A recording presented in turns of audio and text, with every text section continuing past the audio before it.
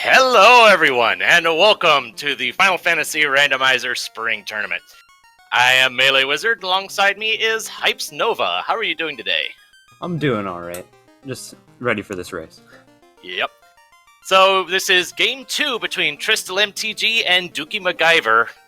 Yesterday, Tristal took Game 1 ended up being a really dramatic finish.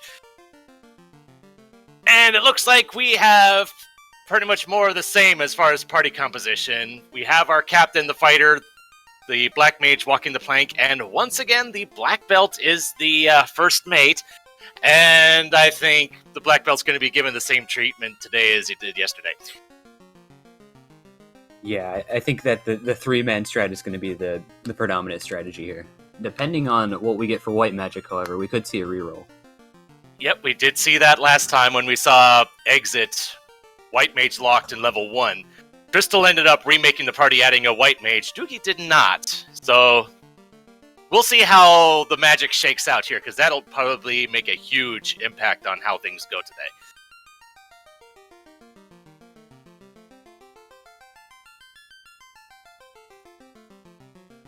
Yeah, and the starting flag has been dropped, and we're going to be seeing the action start any second now.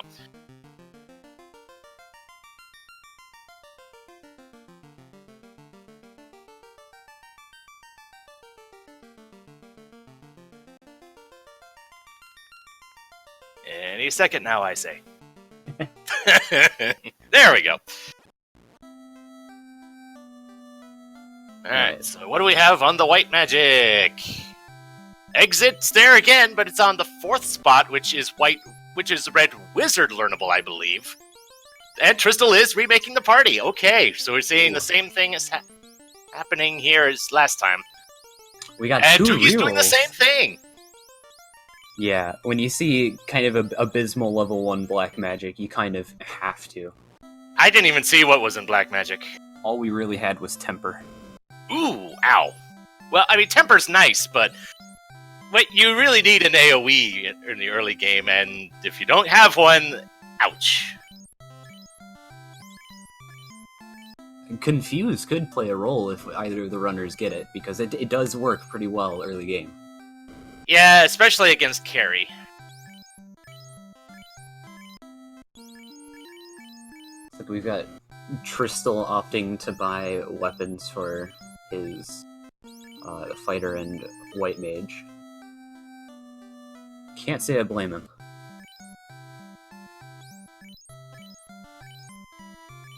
Yeah, when you have to rely on weapons, ooh. Got some good armor, very expensive, but I thought I saw steel armor and gold bracelets there.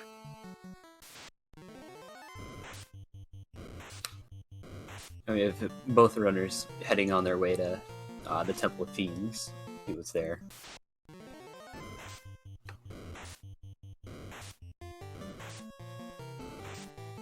Yeah, don't forget to equip that axe, Doogie.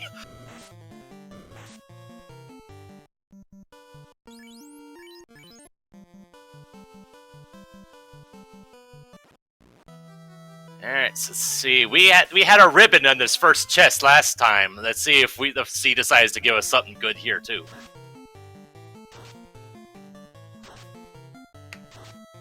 Also, something to note is that Tristal put the black belt in the top slot, so he wants to kill him pretty much as fast as possible here.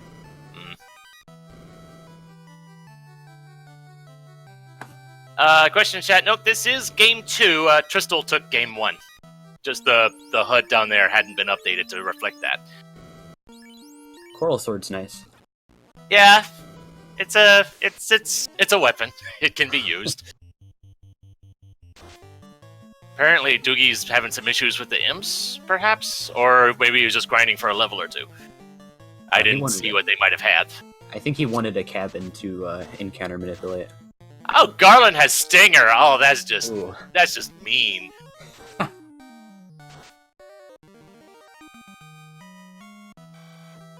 Alright, what do we get from the royalty? We get the ship. Okay, that's transportation. And the rod. Okay, then. Looks like we might be seeing an Earth play sooner rather than later.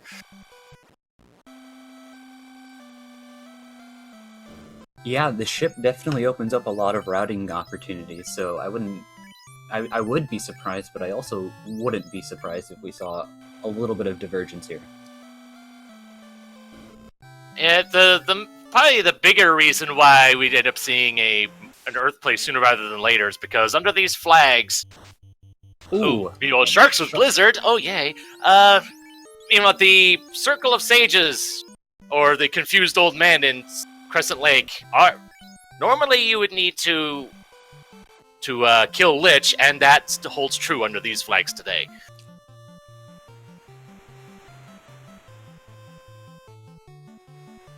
And meanwhile, DoogieMacGyver gets his entire party poisoned and terminates Garland. Yep. And Tristal finds Onrak in Provoca. No vendor item yet.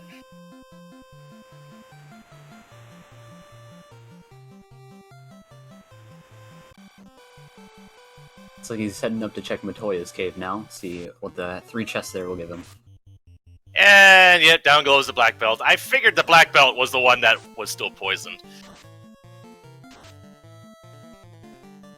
Yeah, that was a pretty smart move on his part to not heal the black belt. Well, if you're gonna kill him off anyway, might as well. Very true. Question, does poison still tick on the ship? No, it does not. Only when you're on land, so... And, well, there's a loose cube in Matoya's. Interesting.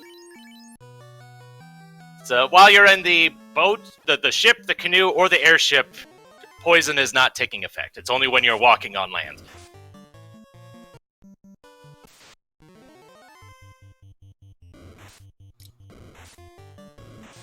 So, with the cube, the first of our 3 loose items that we'll be finding here, not really one that you would want to see, because it doesn't really unlock anything yet.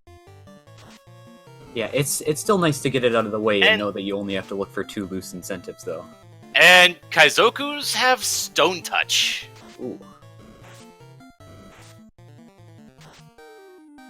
Thankfully, you don't see them outside of the ocean, but until you get that airship, you're going to be traveling a lot by boat, so that's going to be a huge hazard there. Between the Sharks with Blizzard and Stone Touch Kaizokus, ooh boy. Not friendly seas for sure, agreeing with chat. DoogieMacGyver picks up his cube.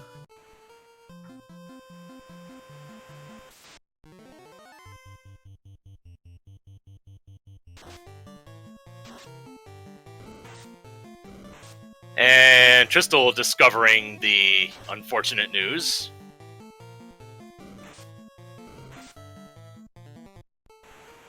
Pretty sure by rule under these flags, there have to be soft potions in Corneria. Yes.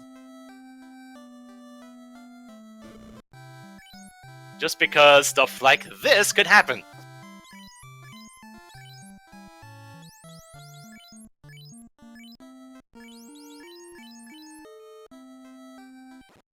Although Doogie's actually taking that Kaizoku fight and succeeding. Wow.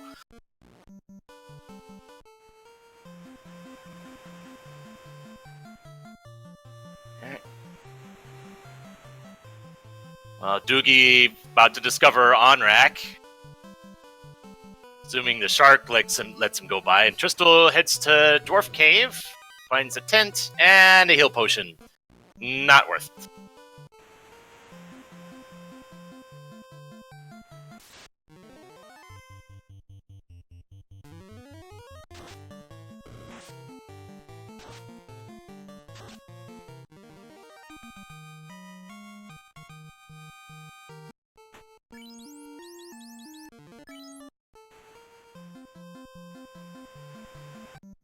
Oh, and those sharks are... Shark and Wiz-a-Head combo is unrunnable also. Ooh, okay, that's not good. We already saw what the sharks have. Who knows what the sags might have something bad too. Although, one nice thing, if we see all the bad stuff early, we won't be seeing them late. And Elfland turns into Crescent Lake, which, since the Vendomizer isn't here, doesn't really help them now, because they can't get the item from the Circle of Sages quite yet. Right. Oh, there's the Pro Ring for about 9,000. That's not bad. They can't afford it, but it's not bad. Something to come back to. Right, level 6 magic. Wall, soft. Invis 2. Invis 2. Oh, there's fast at 6. Fast I don't know where that falls on Red Mage Learnable or not.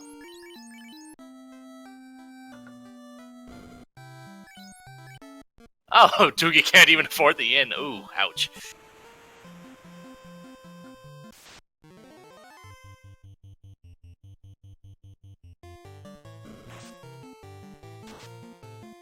And DoogieMacGyver is going to figure out that Dr. Un is in the Elfland Castle. I don't know if Tristal checked that or not. I didn't see. I don't think he did.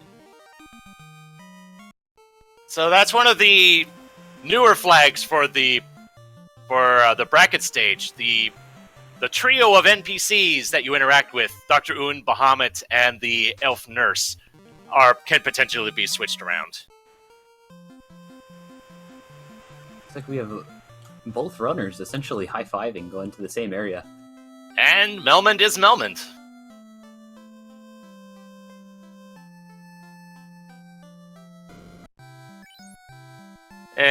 Armor shop, it doesn't have much. And it's Bahamut at Melmond. Which means the elf will be at Bahamut's cave. The interesting thing about that little development is that when you have the herb and you turn it in at the elf, you still have to go back to Elfland Castle to collect the item. It looks like Tristal is not opting to go to Earth. He is going to Crescent Lake, it seems. To see Well, we still haven't found Provoca, so there's still a chance that it can be here. Oh, and Odd Eyes with Squint. Oh man, This is a deadly sea. Yes, very much. I always see Warp at 5. Bane, too.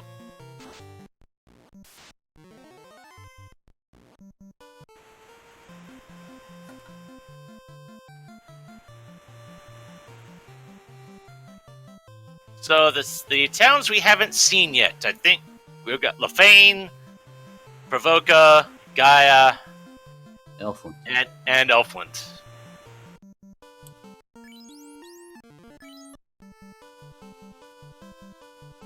Finding Provoca would be really nice, just so we can see what our level 2 magic is and get the item from the pirates. That's the best case scenario here. Yeah, at this point, they're definitely hurting for magic. If this ends up being like Gaia or Lefane, it's not going to be nice. No. Although if it's Gaia, you can check the item shop to see if the vendor item's there. But that's about all you can do, since we've already found gold bracelets and the pro rings in other shops.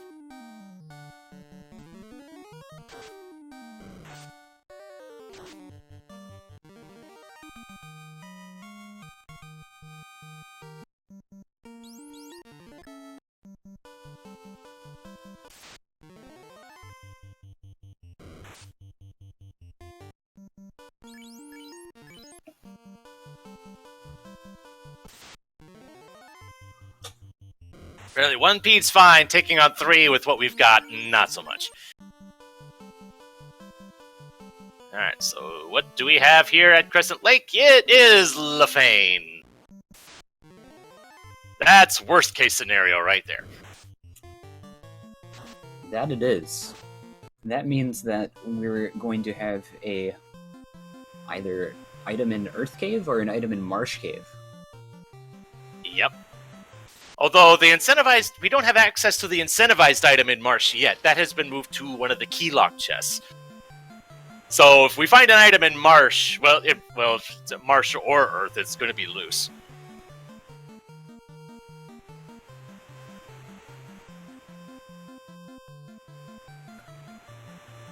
And we don't have the canoe, so we can't check the on-rack location. We can't check ordeals. Not, though we don't have the chime. Well, actually, no. We don't need the canoe to check or on-rack.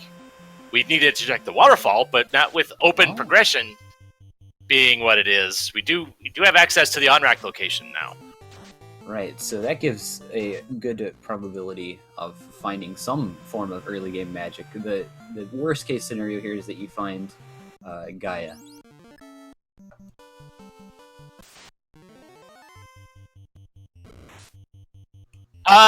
Question in chat. Since the crown chest is not incentivized, there's no guarantee that there's anything there. And it's pretty much given the same amount of credence as any other non-incentivized chest in the game. And Onrek turned into Gaia, so they're gonna check the item shops here and then get out because they can't buy magic. Well, there's the bottle for almost max price. Wow. Jeez. Well, hey, at least we don't have. Once you get the bottle, you don't have to go anywhere to turn it in. Oh no. So that's one small bit of convenience.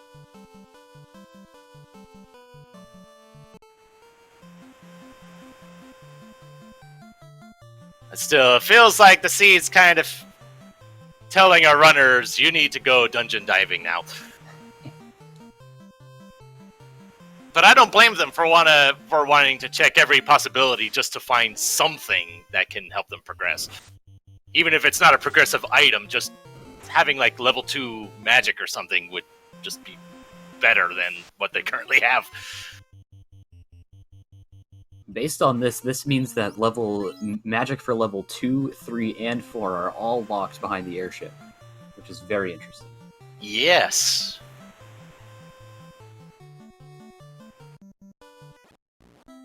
So at this point, I dare say the last thing our runners would want to find would be the canoe. Because, yes, that would open up ordeals with an incentivized item, but that also opens up Volcano and Ice, which also has an incentivized item, but those are kind of places you don't necessarily want to go this early. And not with this magic, no, you don't want to go there. Right. Crystal's checking out the first floor of Earth Cave, finding nothing in the bottom right chest.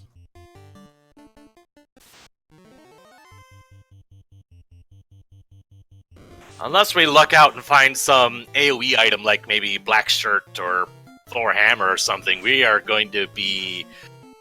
progress is going to be slow and torturous.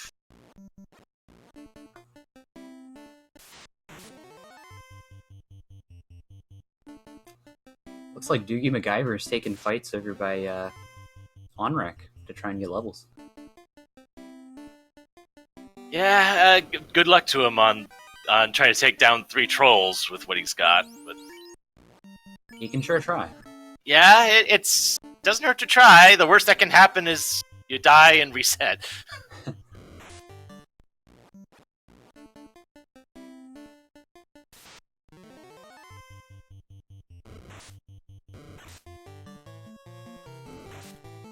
Trying to throw confused strats out at them.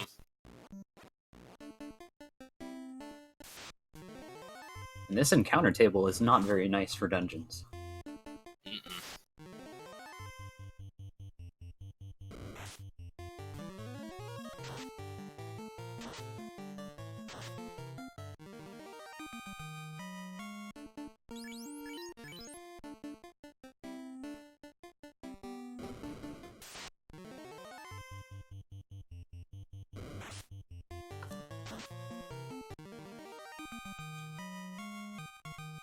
Alright, one last chest on the first floor, and it's a good bit of money, but it's still just money. Alright, off to floor 2.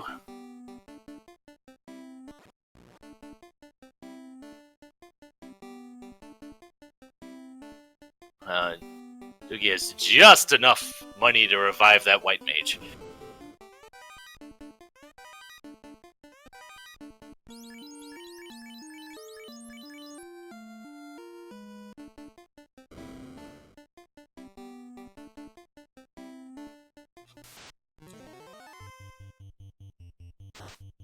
And Arachnids with fire too, gonna wipe out his party. Ooh, that's not good. They tend to show up in large groups. Yeah, that was an ambush pack of 7. Oh, if they ambush too, and asps Oh my god! Death poison, I think that was. Damage poison. I didn't even see the damage part. I just saw the dead. Okay, I see the damage now. Okay. But holy cow, this seed is just being brutal right now. Shoutouts to Felconic for rolling this seed.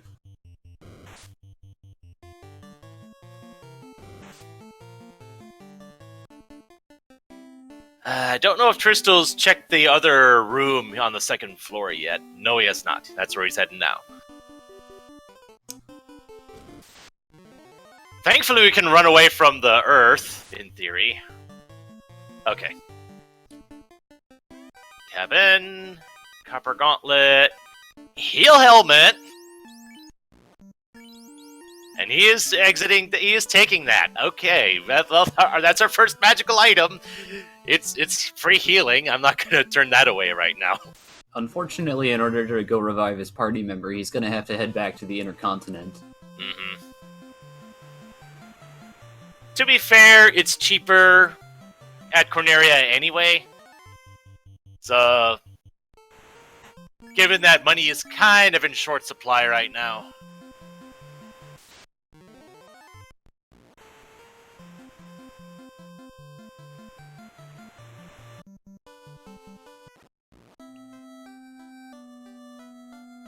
Meanwhile, DoogieMacGyver is confused the last troll in this pack and takes it down. Nice. Gonna get a decent amount of experience, get his entire party to level 7 and level 8. Anything that makes survival just more likely later on.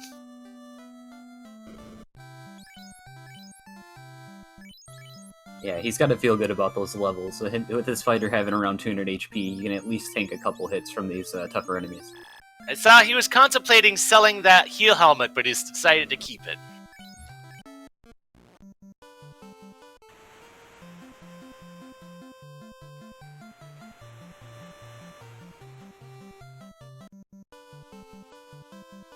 I might have just started watching that fight midway through, but it looks like those trolls don't necessarily have too much health.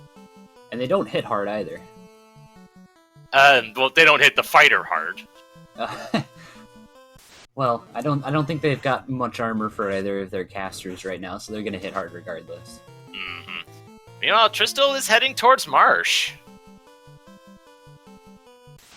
He didn't like what he was seeing in Earth Cave. He didn't want to go Earth 3 to try and find his progression, just to be locked by... Not even Rod locked. He could full clear this if he wanted to, but he doesn't want to at this point. Yeah, I don't blame him for that. The encounters just in Earth in general have been kind of nasty with the asps and the arachnids and who knows what else from floor 3 on down. Yeah, we didn't see the wizards yet, or Nope. any of the other encounters that happened later in the Earth Cave.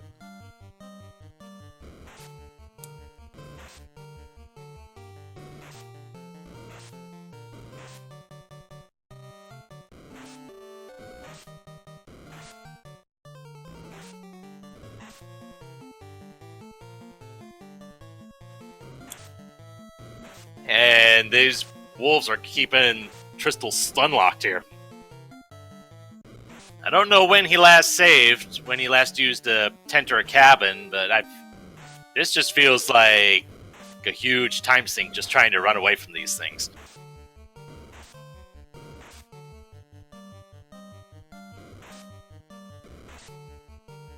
And he gets away. And instantly uses a save item. Can't blame him there. Mm-hmm.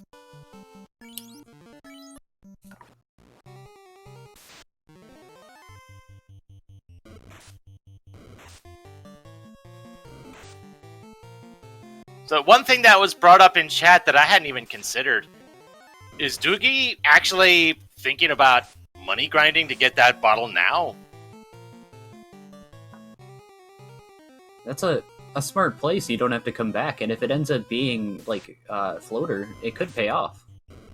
Yeah, No. yeah, but that's That's gonna take quite some time. Yeah, and he'll still need to find the canoe before he can go to the Raykan Desert anyways. No, the ship is fine. There's a dock there in expanded progression. Oh, it's extended open? Okay. I believe so.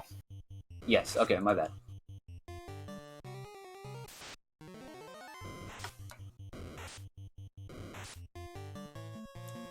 Well, he keeps getting this pack of 4, depending on how much gold they give. This I think it was like 2,000-3,000. I think it was.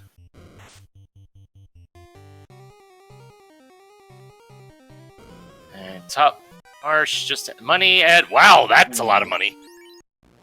50K. That is definitely worth keeping when you've already got a $64,000 price tag out there. There's your bottle money. Yeah, and it doesn't look like these trolls are giving too much money, seeing as he's only sitting at about 9,000 gold right now. Well, I mean, to be fair, he's also getting XP while he's doing this. Which I thought was the main point of it, but maybe not. Yeah, this could help him out later.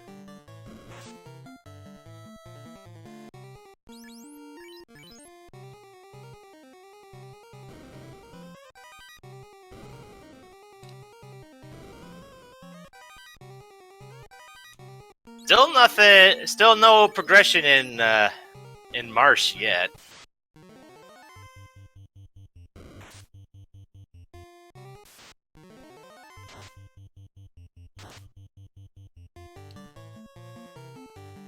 The arachnids also have gaze, so they stun and then damage poison. Or, oh, didn't you say they had fire too? fire too. My bad. It's still AoE damage, and we can't really deal with that too well right now. Yeah, especially in the pack of 3, that would have wiped his party. Almost guaranteed.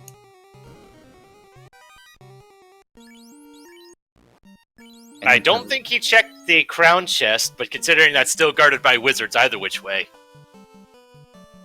Didn't even want to even see what the wizards had.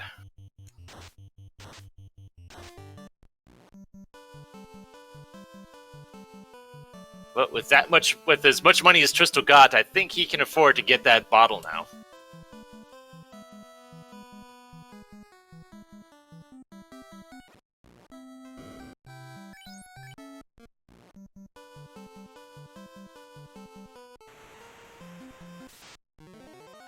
Ooh, the Shark and Red Sahag's unrunnable too.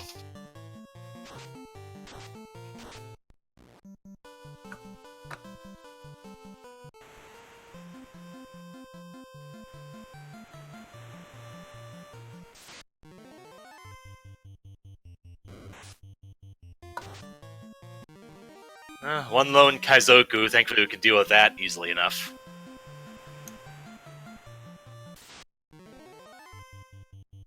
Ooh, unrunnable Pakasahags too.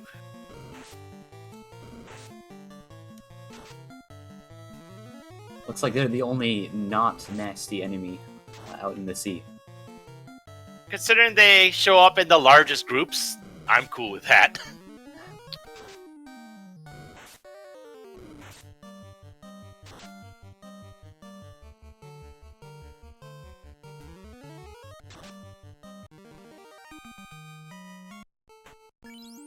Oh, we got a Frost Giant here on DoogieMacGyver's side.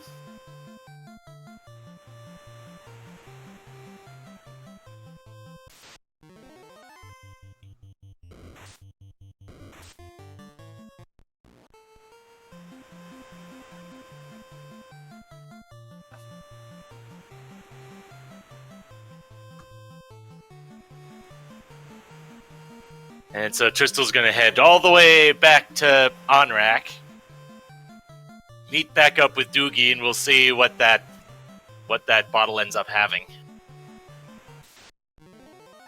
Because if it's not, if the bottle is not progression, then it's either Earth 3 or Crown Chest. It could be even later than Earth 3, since they have the rod also. True enough. True enough. In like Earth 4 or something right before Lich. Yeah, you're right. But of course, at this point, all we can do is speculate, because there's just so many different things that it could be right now.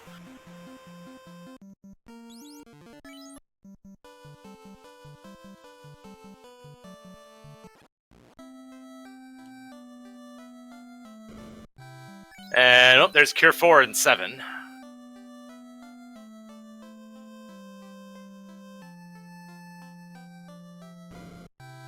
It has just enough to buy that bottle.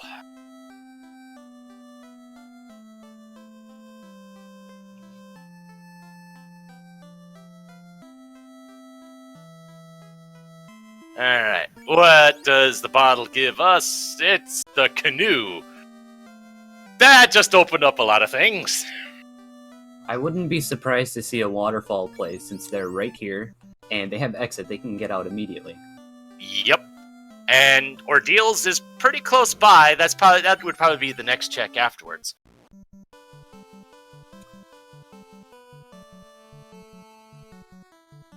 And looks like he is going to go up to waterfall. And it's right here. No sense in heading elsewhere just to come back here and check this later. Yeah. This way you're ensuring go ahead. The enemies, the nightmares are giving a warm welcome. As is expected in waterfall.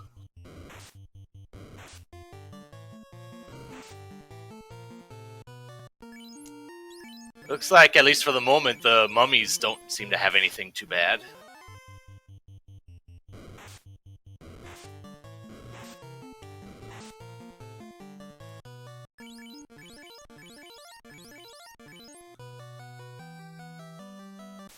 Now, DoogieMacGyver's at about 22,000.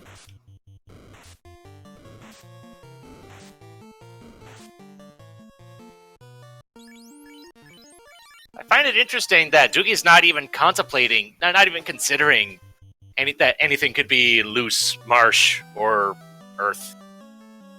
I mean, to be fair, as far as we've seen, there isn't any, but... Yeah, it's definitely an interesting play. It could like lead to something though. I mean, he could end up getting through dungeons a lot quicker since he has much better levels at this point. Yeah, I think the level advantage is pretty much the only thing he's got over Tristal at the moment. Well, there's the herb. Can't even turn that in yet. So waterfall is a dead end temporarily. Yeah, won't be able to even turn that in until we get the airship.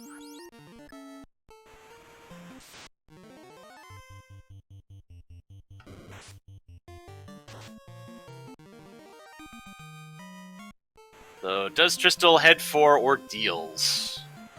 Not having warp will make Ordeals a bit annoying with the pillar maze, but it's the closest check you got right now. It's generally better than your other options of going volcano or ice without much progression in magic. I noticed that he didn't reset after the fighter died.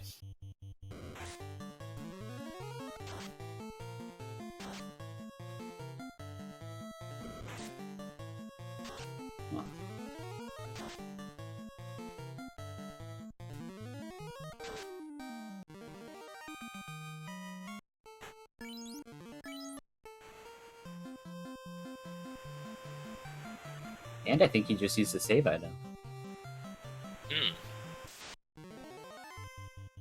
Interesting. Yep, there's the blizzard.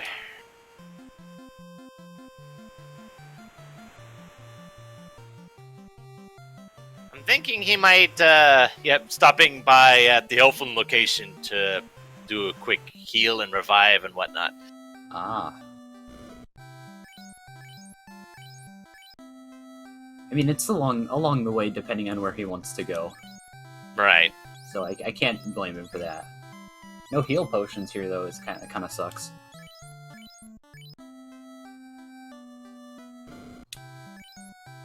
can get a couple pro rings, though. That will definitely help.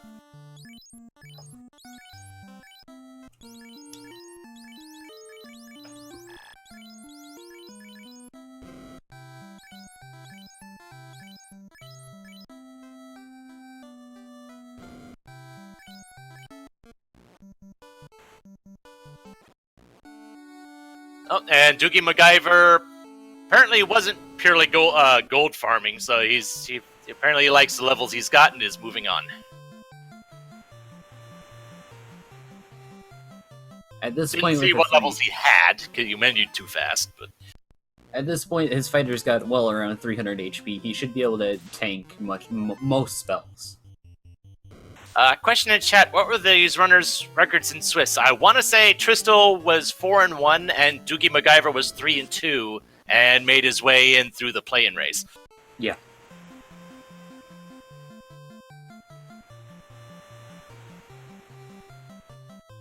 So Tristal is not going to ordeals.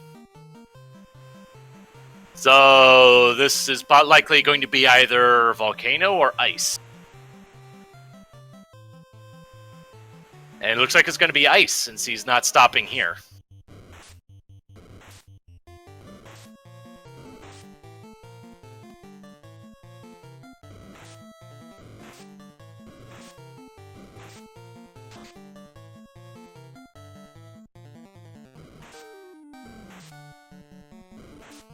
Yeah, the odd eye squinting that fighter again.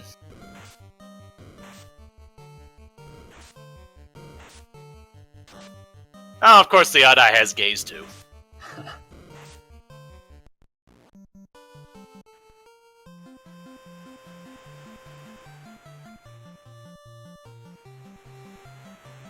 Okay, silver hammer. Not the best weapon, but it's an improvement, I guess.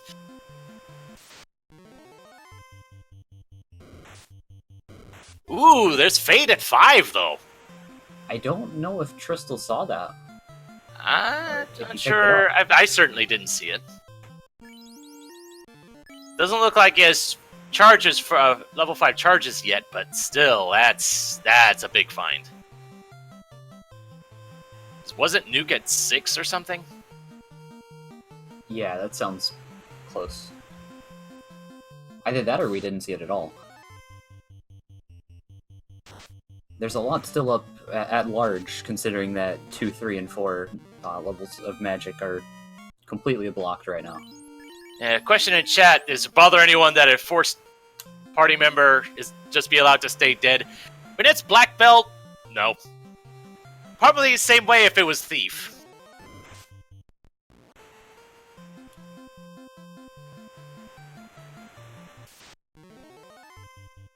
If these were like higher percentage, either higher XP or higher enemy percentage, I could see keeping the black belt instead of the fighter, but given what this is, the fighter just seems to have more gain for less time and effort.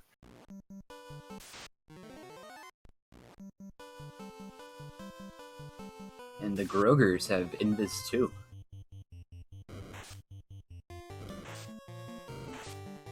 And Doogie is checking Earth. Given his levels, he might end up thinking just full clearing this. Yeah, that could have been his play all along, is that he just wants to get Lich out of the way. This could be interesting, depending on how far he explores.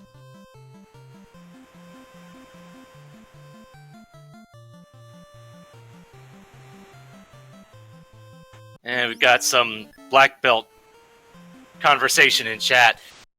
Black belt is kind of a personal preference kind of class. Some people like using black belts, some people prefer using fighters. It really all depends on... on some level, it depends on what the flag set is, because some things are more conducive to black belt success.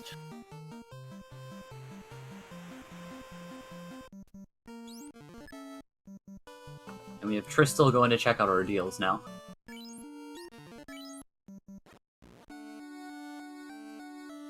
Alright, so we already saw the mummies weren't too threatening.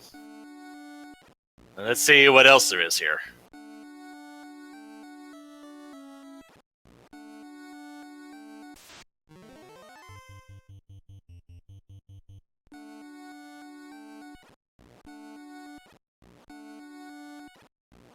Ooh, that set him back to the start.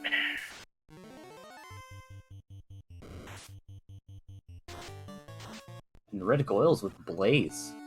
This is not a very friendly seed at all. No, it's not. Oh, Doogie's not checking the other room. He's moving on to floor 3. This will be new information for us. Opal Shield. Nice for money at the moment, if nothing else.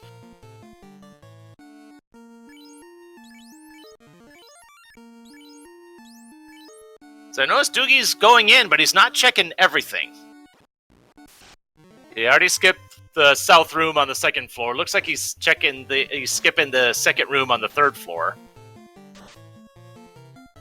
Interesting decision. We'll see if it benefits him or not.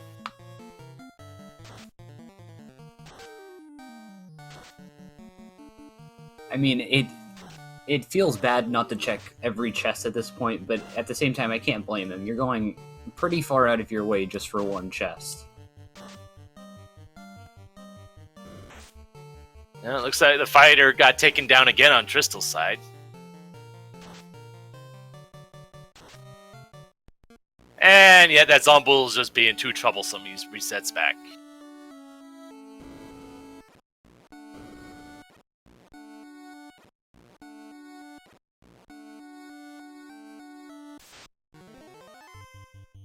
And question in chat. Yeah, it looks like Doogie was mostly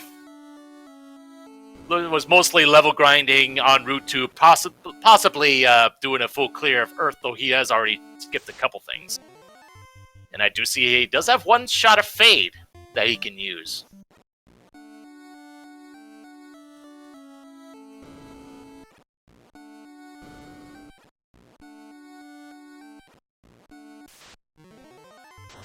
Oh, Zombles have Squint. Okay. Which means that Odd Eye, the script that the Odd Eyes have, I think that's the Medusa script today. Yeah, it very well could be, because they had Gaze also. Yep.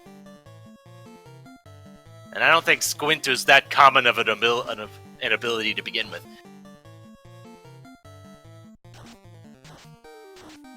And Scorch.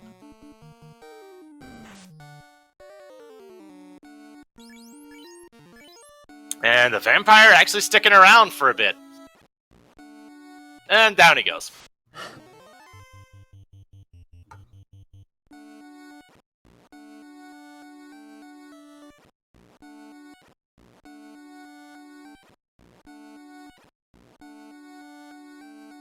Oh, Tristal makes it through the teleporter maze.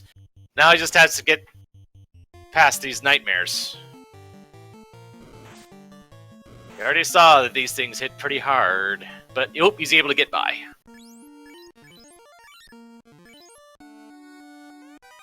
Oh, there's our second heal helmet. And a katana and a ribbon. Now, that's a big find right there. that is definitely a good find. But especially with the amount of spells that we've been seeing from the enemies early game, this could help out a lot. And there's the chime, which now has the entire Mirage to Sky Palace is available now. Oi. Question, where was the bottle? It was in Gaia, which was at Onrak for about 64,000.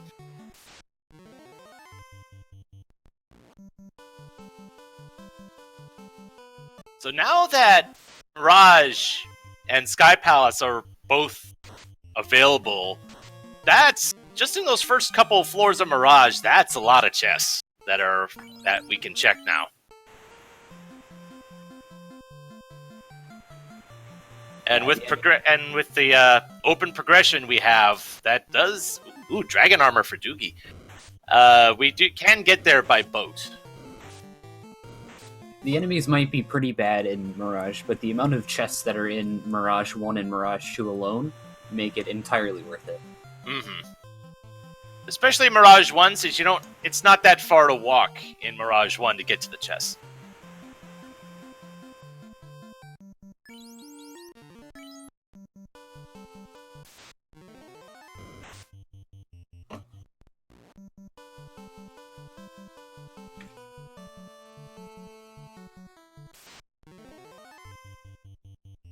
And there's nothing in the Earth Cave.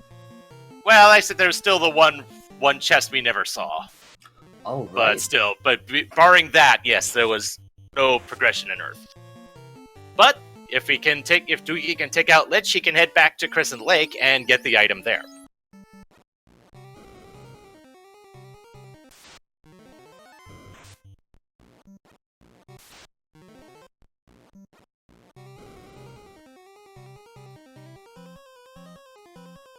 Oh, there's a Pro Cape for Tristal.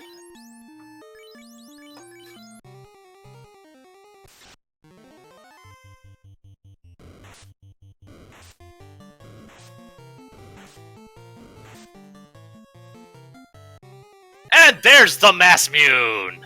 Oh, wow, that just blows things wide open right there. Now he can kill stuff. More reliably kill stuff.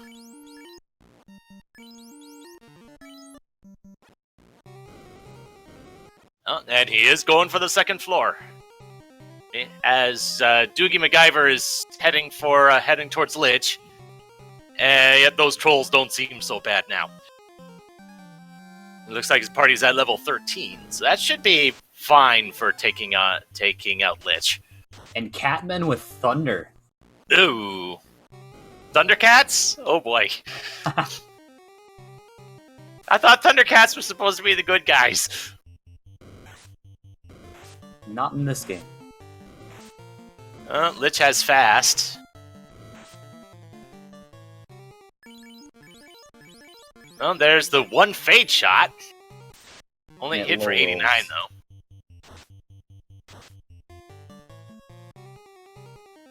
Oh, and holds the fighter.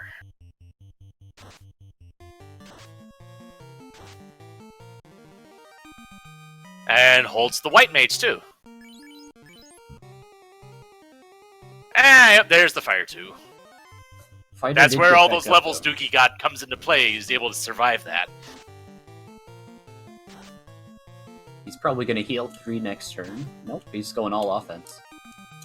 Well, for one, the white mage was still paralyzed. Probably more thinking about damage at this point. Yeah, he wants to get this done.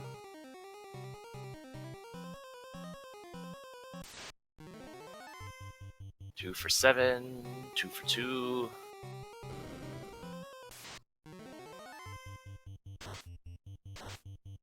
And down goes Lich.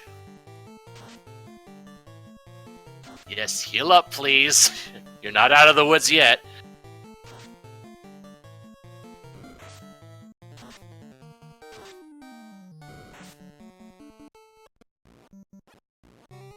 And, Mirage 2 is not treating Tristal very well. Especially when you got the 5-pack of vampires that, it turns out they have Scorch. And with that, at the 46-minute mark, DoogieMacGyver lights our first orb. And it's the Earth Orb, which we don't see that very often.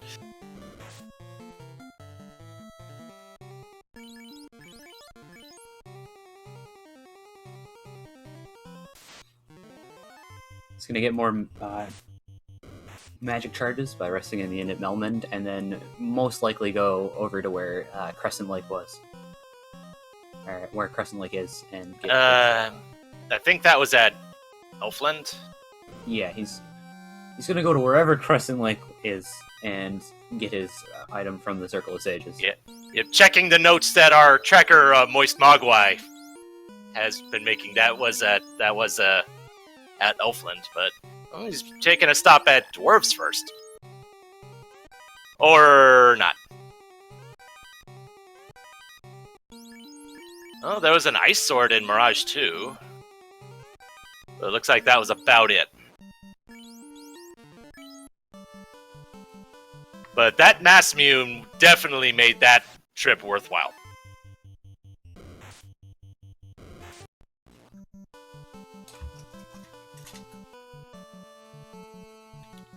Alright, so what's the item that the confused old men here have for us? It's the Mystic Key. Well, that opens up that opens up one more incentivized location. Huh. That does open up a lot of chests to check too, like Dwarves, Corneria, Temple of Fiends. Yeah, he could check Elfland Castle while he's here. Mm-hmm.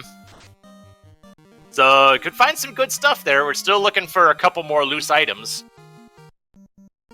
Well, potentially, we're in that Schrodinger's moment where that ribbon that Tristal found in Ordeals, that could have been one of our loose items.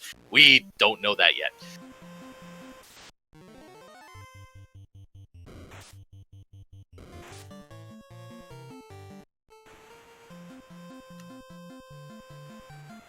Question, what does incentivized location mean? An incentivized location is basically a location that is guaranteed to have either a progression or some other major item from the list on the randomizer itself. So basically, any of the normal plot items, plus one of the ribbons and the opal bracelet, I believe, are on the list. And the tail. And the, well, yeah, I lumped that in with the plot items. Granted, it's not required, but in this particular case, I think it would be kind of nice to have. Well, they definitely want it in this scene. Nothing else, I do remember Doogie did find the dragon armor in Earth 4. So that by itself kind of justifies a tail turn in once we get it.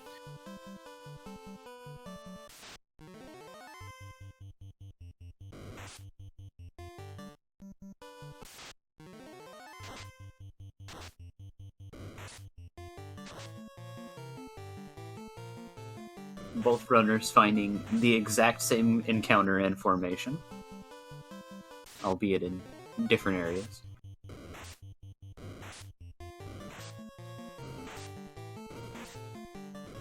Yeah, it just goes to show how these encounter zones are laid out.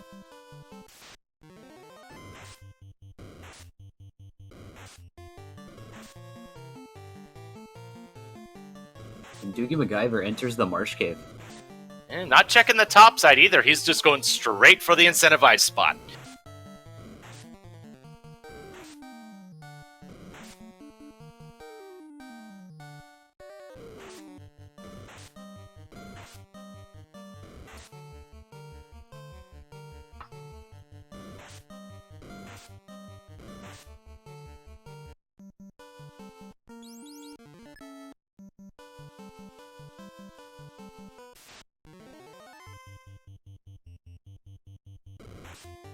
Opal Gauntlet. And it looks like Tristal is heading towards ice.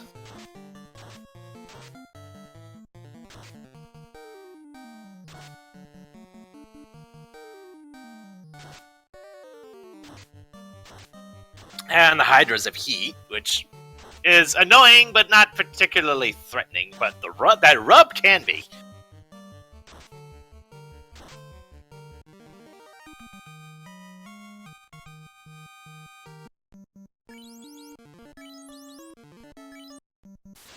Oh geez, one step and it gets a Karib fight, wow.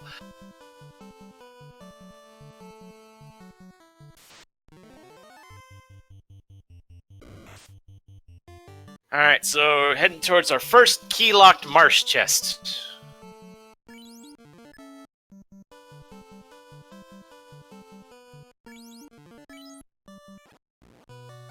Just as Tristal enters, and woo, a mage staff for DoogieMacGyver. That's nice. This is a huge find considering that they have almost no AoE magic outside of a level 5 Fade where they have near to no charges of. Mm-hmm. Getting infinite cast of that in battle is definitely going to speed things up. Oh yeah. Especially when Doogie heads towards ice, because that'll start wrecking things really well. It's like the Cobras have stun touch. And there's an ice sword. So that's our second ice sword. The first one was in Mirage.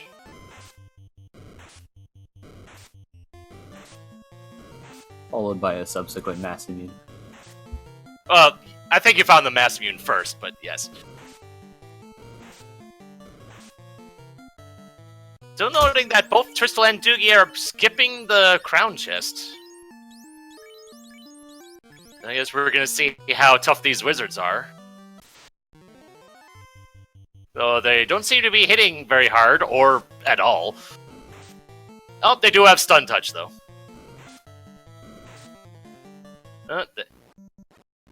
And it's the slab. We do have both Melmond and Lefane available, so we can turn that in.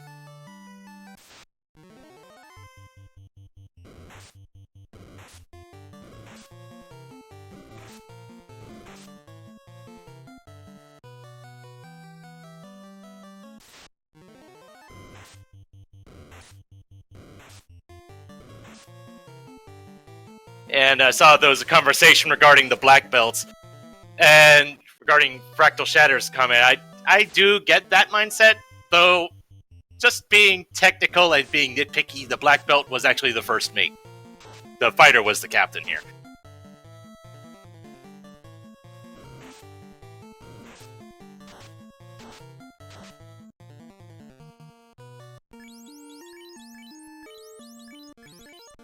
And I think wasn't sure if the red mage...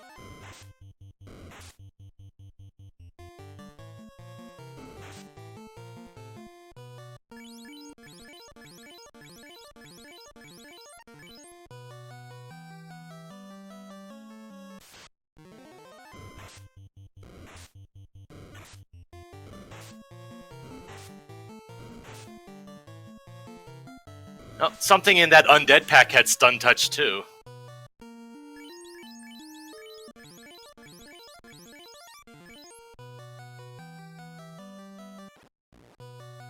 Alright, Tristal getting to our first group of chests. We don't have warp, so we're gonna have to go the long way to get to the incentivized chest.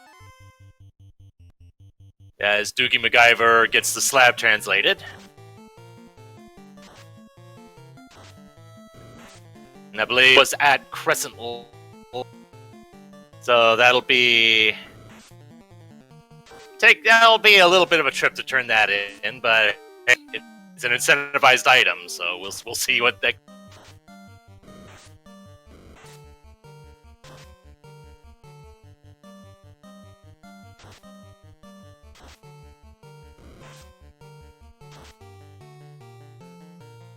But Doogie's checking some key lock chests first.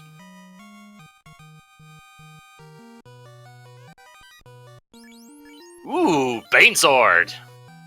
What has come to be known as the game clincher, I believe. And Xcal as well. That'll be nice for post-promotion.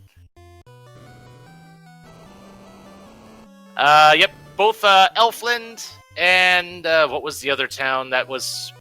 Oh, Provoca, right. The two towns that we really want to see early are the ones we're seeing last.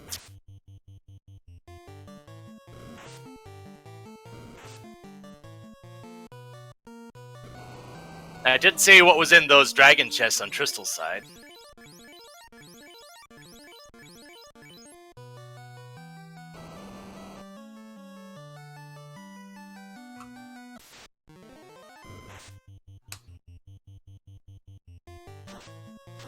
And Doogie selling his Opal Gauntlet for the extra money.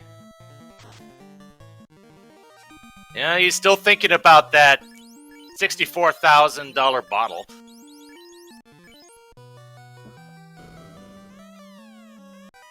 Cloth, cabin, soft potion, money, more money, and unrunnable frost wolves.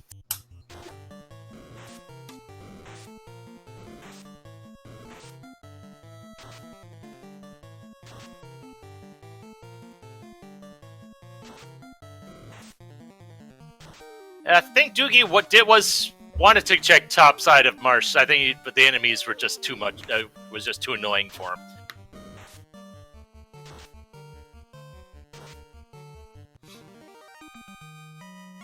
But I presume that after checking the chests in Dwarves in the Northwest Castle, I'd be surprised if he didn't have enough money to buy that bottle.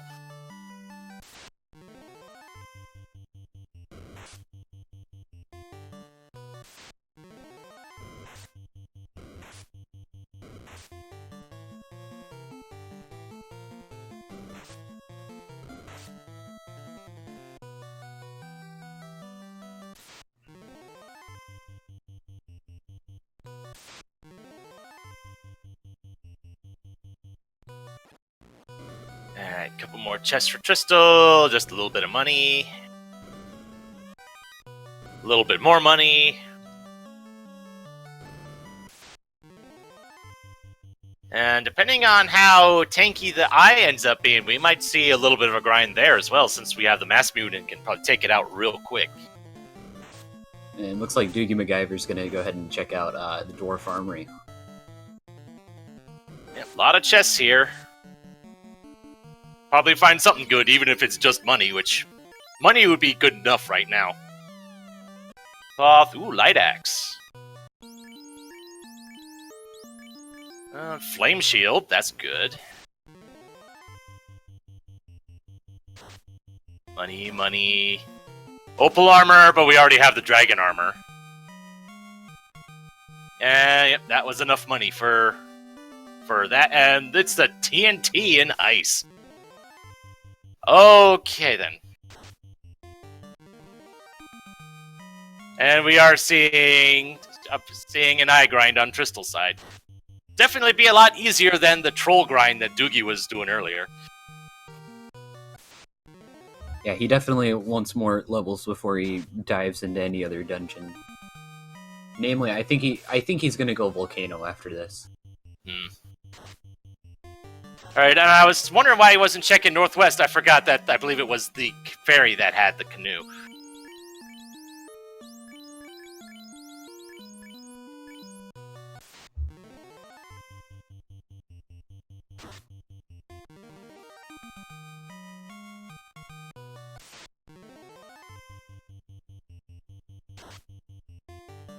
So how high will Tristal go with this grind here? Because once he's done, he can just exit right out. So he can take this as far as he wants. It looks like he's... Well, the mage just hit 14, but he's still going. It looks like DoogieMacGyver's heading over to Crescent Lake, which is turned into Lefane, to get his item from the Lupa Lupa people. Ah, yes, that's true.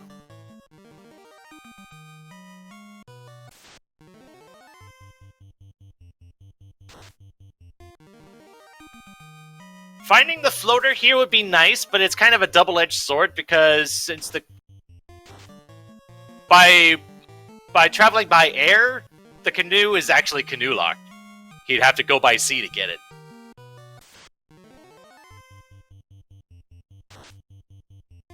And it's the crown.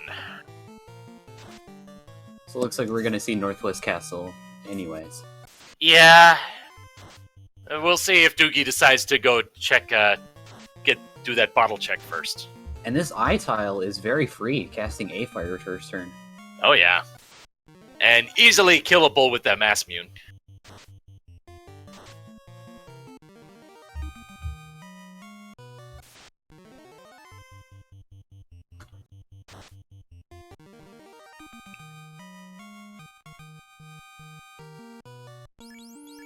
And Tristal decided to stop his grind at 16. Question, how's this match going? It started off really, really slow, but things are, at least on Tristal's end, things are really opening up now.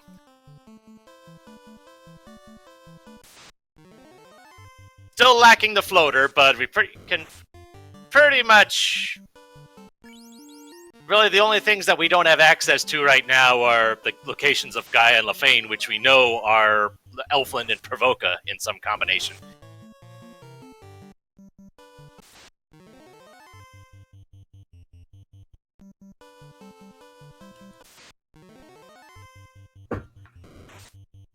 I think the only other thing we don't have access to is Sea Shrine, but we do have access to Onrak. So depending on if we find the Oxyale before the floater, this might be one of those rare non-floater required seeds, but considering the floater locks off magic levels 2, 3, and 4, I don't think our runners want to see that. I don't know if you can have a non-floater required seed with the Elf Doctor being at Bahamut. Depends on what the herb turns into.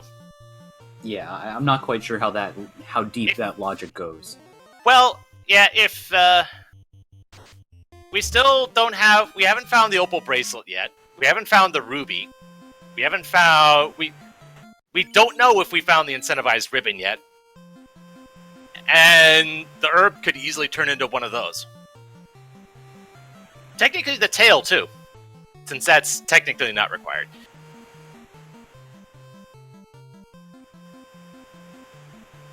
So, is it common to have floater not required? Heck no, but it's definitely possible. And DoogieMacGyver, picking up his bottle, he's going to get the news that the canoe is here. Yep. And if nothing else, since he has the means of checking Northwest Castle in its entirety, both the incentivized item and the 3 key lock chests. I don't know if that would be the next step in his path, or maybe do ordeals next, or waterfall, of course. And there we saw a bridge cutscene, an hour and 4 minutes into this run on Crystal's side. Oh wow! And well, the TNT turns into the ruby. This does open up Sarda. Yes, it does. Actually, yeah. I didn't think about that. Oh my.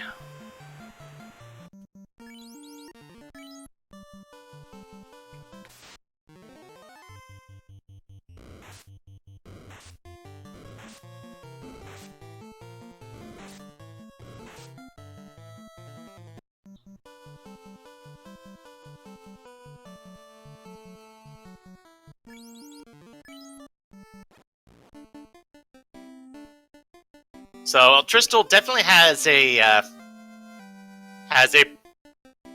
exploration advantage over Doogie right now. Although with the they've definitely gone in different directions, and we still don't know which path was the quote-unquote best path as of yet.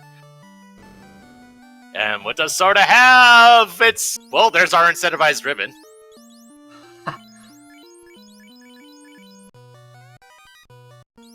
So I think at this point, the only thing that could make floater not required... Well, actually, no. I think floater is required. Because we've got 2 incentivized items that are floater locked. The one at Provoca and the herb turn-in.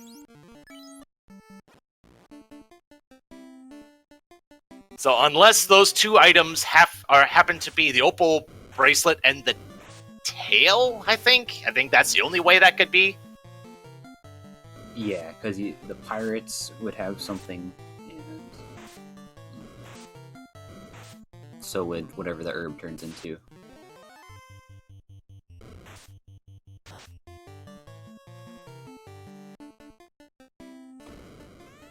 Well, there's a gold bracelet in the Titan's Trove.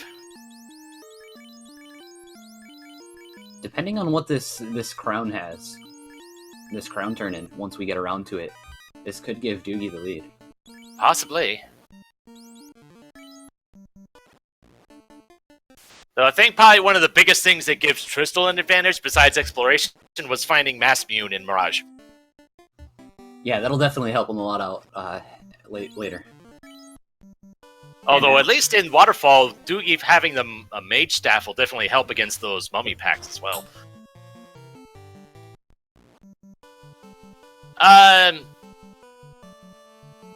Question about DoogieMacGyver not checking the crown. He did not have the...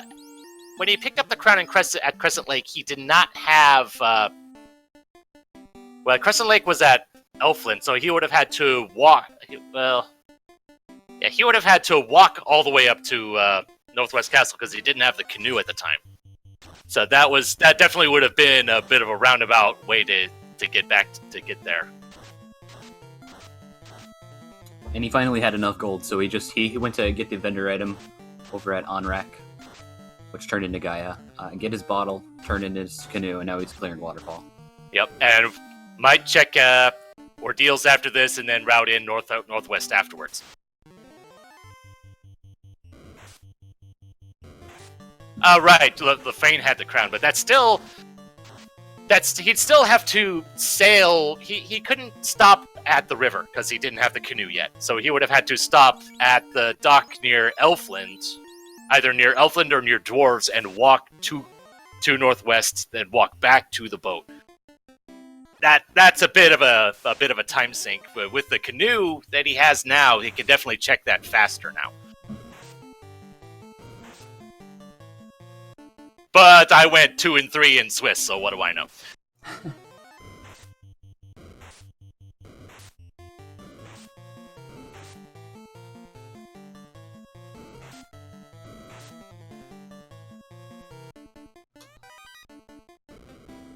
All right, so does Tristal check this one room on the right side of Earth? Because we know he skipped that one.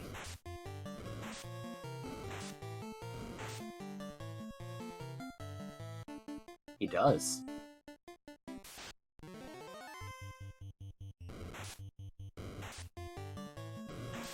Black magic level 7 at Gaia's nothing.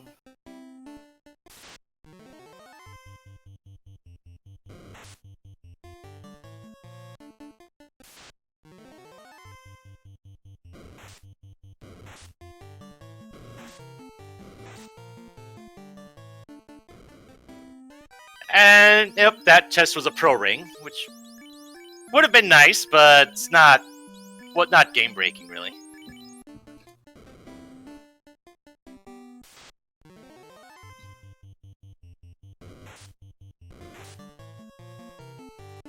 Alright, so does Doogie? I don't think Doogie's heading for. Nope, looks like he is heading for Northwest Castle. Or maybe not. I'm not sure where he's going.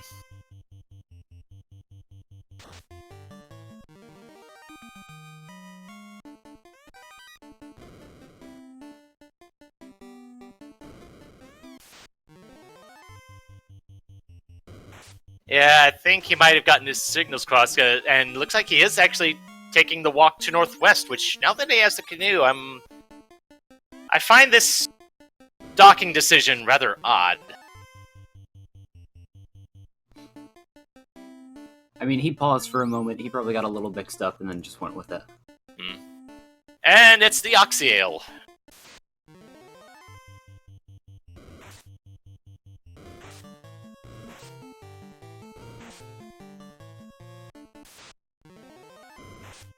And he might have forgotten where that herb turn-in was. He might have thought, oh, herb, I can go to Elfland and check that. But the thing is, he had already seen that's where Dr. Un was and had checked that. So maybe it just slipped his mind.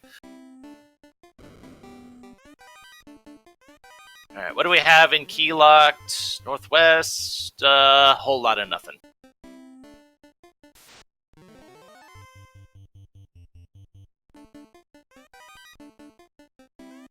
Now, I think this guarantees a loose item at this point, because we have no more incentives to check that will give us items that we don't know about.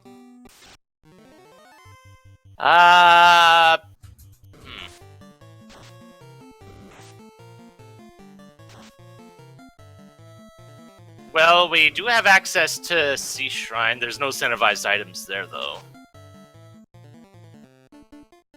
We do still have options. We have all of Volcano, that hasn't been touched yet. We haven't seen Sea Shrine, and we haven't seen Sky Palace yet. That's still a lot of things, especially when one of the items that you're missing is the floater. Ooh, but here's this room that Doogie didn't check. At least I don't believe he did. Oh, he full cleared. Oh, okay, I thought Doogie skipped this room. The only chest that he did skip was the one on the very right. The one in floor 3, yeah.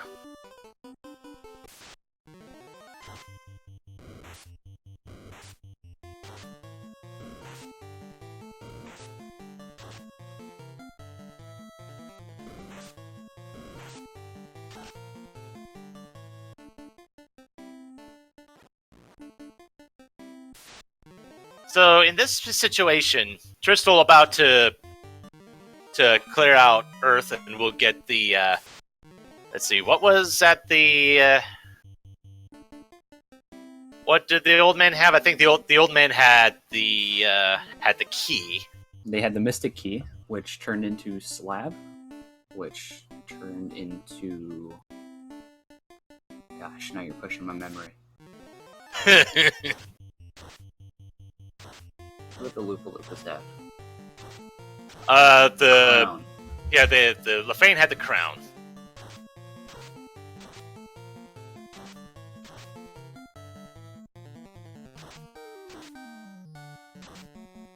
So, like I said, at this point, oh, dang, the Arachnids have Cure 4, too. Where would you go next? Volcano, Shrine, or Sky? I would go Volcano. Just because of Armory. That's a lot of chests that you could be checking right now to try and find your almost guaranteed loose. Yeah, and you're... With what our runners have, they could probably take out Carry without too much trouble, question mark? There's Tristal's first Orblet.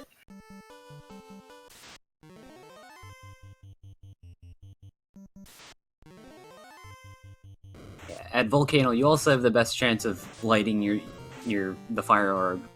Right. Getting an orb on the board if you're Tristal. Well, he's already got his first orb on the board, so... Right. So our runners are even on that regard. It's just a matter of where the heck is our... Well, we found a lot of progression, it's just not necessarily the progression that we wanted to see. Though we're also missing the loot, so... Loot and Floater, I think that's it for the items that we need to have.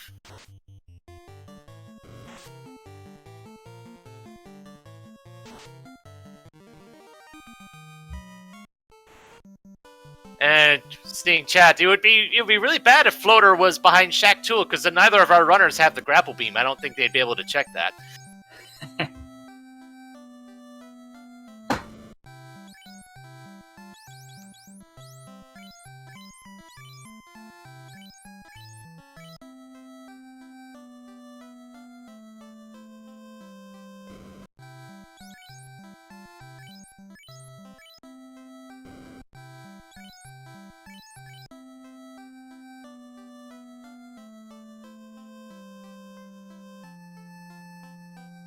Tristal's gonna pick up his Mystic Key. Yep, and Doogie getting the chime out of Ordeals.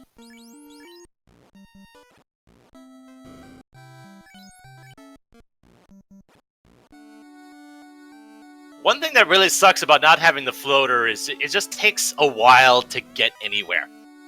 So that means whenever you decide to go somewhere, you're making a commitment. Yeah. It turns seeds from an hour 30 to close to 3 hours at some points if you end up getting floater not required at all.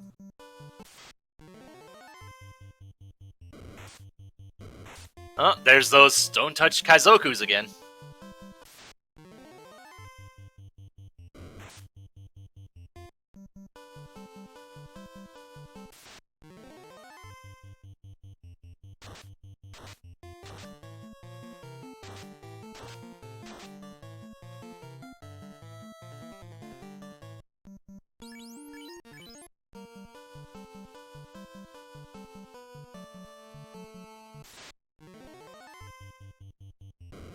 Alright, so... I think Doogie might be making a Sea Shrine dive. Nope, never mind. He's heading to Ice instead.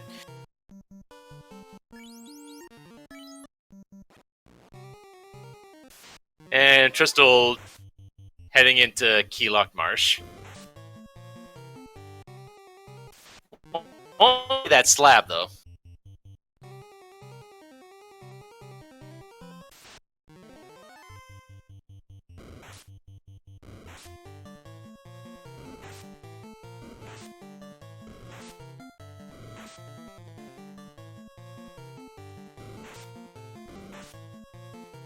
A question in chat about the characters at the top.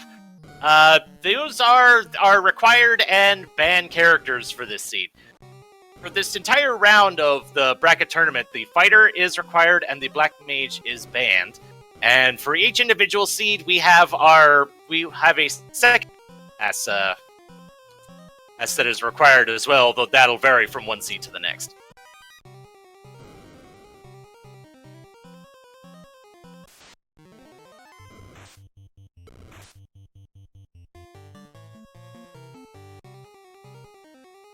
And chat mentioning that Doogie did find that ribbon in Ordeals.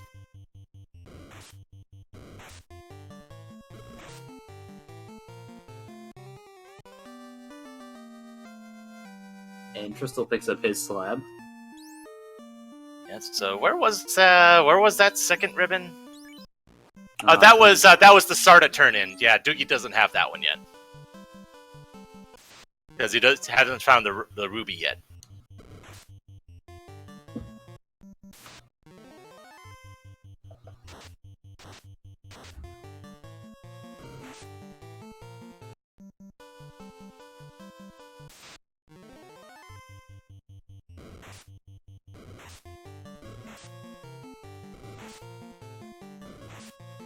And Doogie getting some use out of that mage staff.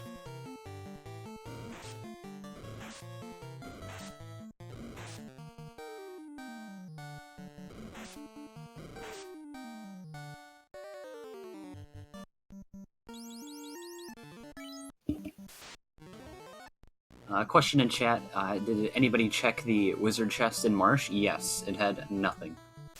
Oh, that was checked? I didn't even see it. Yeah, DoogieMacGyver checked it. Okay. I thought they both skipped that one.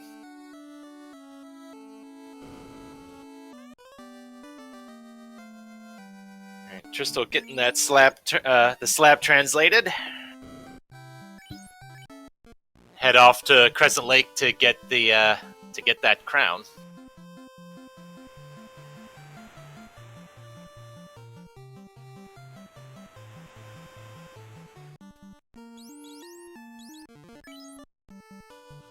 Well, while he's got the key, he's gonna go and check the chests in Northwest. Fortunately, it won't have much.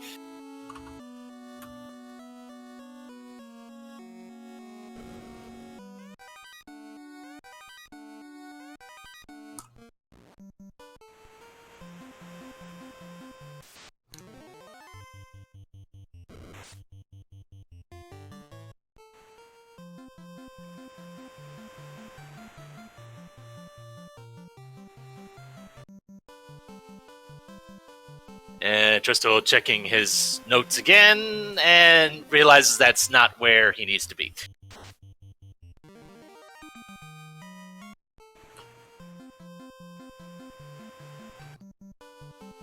Ah, right. Checking the dwarves. Fortunately, there isn't that much there except for money and equipment that he already has. A, stuff he can't use, and stuff that B, he's already got better.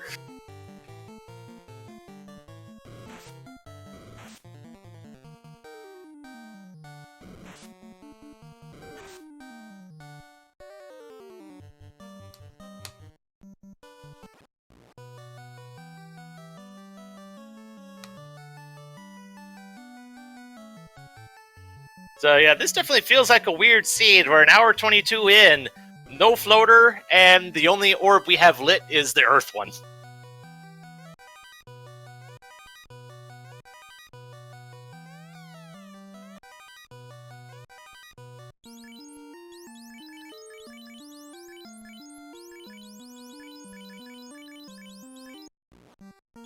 He is making use of that flame shield, though.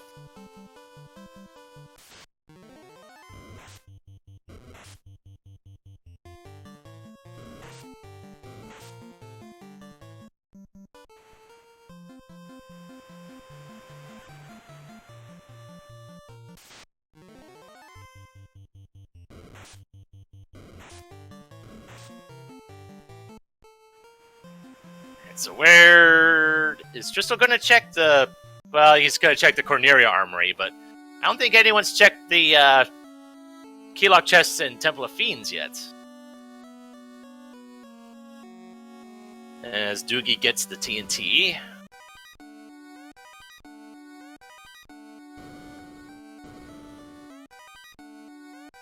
And there's the Excalibur, not that we can use it yet. He did, however, find the Bane Sword also, and that could be a very nice addition to your lack of spells.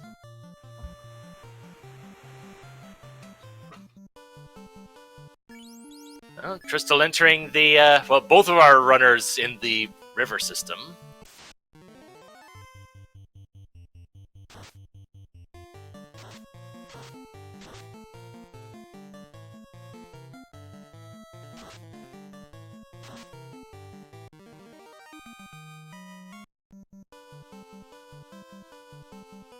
And Tristal going to Crescent Lake, turned Lefane to get the crown. And will likely go back through the river system again, go to the other side of the inner sea, and get that turned in.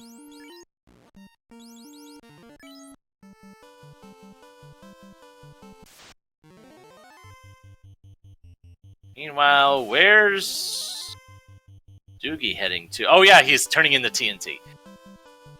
And that will be the cube. No, that they already have the cube. Alright, Narek has the ruby. Oh boy.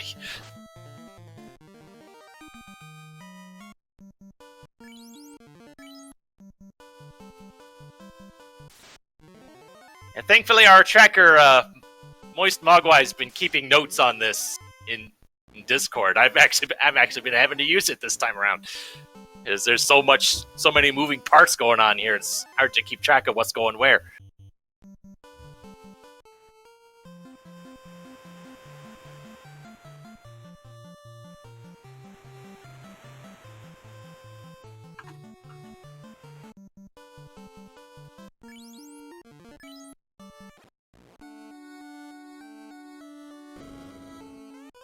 Yeah, I can imagine both of our runners would probably feel behind without the floater, because for all they know, it could be in that one place they haven't been to yet. Yeah, it's just what gets the Oxyale from Astos. Especially at an hour and 25 minutes in, it definitely starts to get to you. Well, maybe it could be here. Or something could be here. Because they know it's loose at this point. What it is, they don't know. It could be just a loose loot.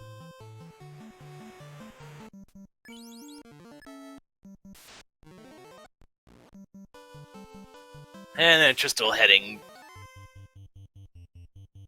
back.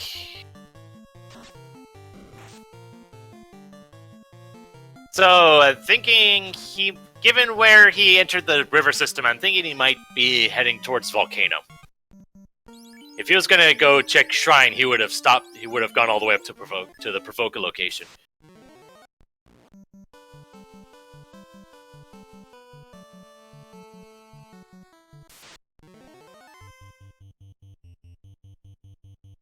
Doogie does not have the Massmune.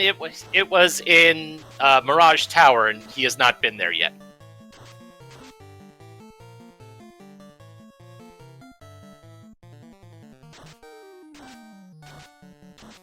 And in theory, they could actually clear all 4 orbs with between the two with what they have now. Did Doogie not? I don't remember. I don't know if he actually. Yeah, he picked up his ribbon. He had cleared out inventory space back in Titan's Trove, right? All right, Tristal into Volcano. Is this where our progression was all along?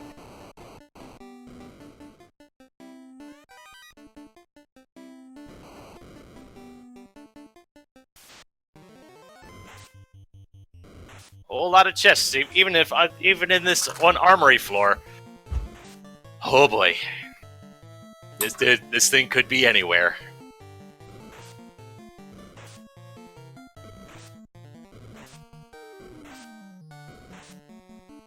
And yet, just to review, we do have 2 items that are confirmed floater locked, and at the same time 2 items that are not required in the Opal Bracelet and the Tail.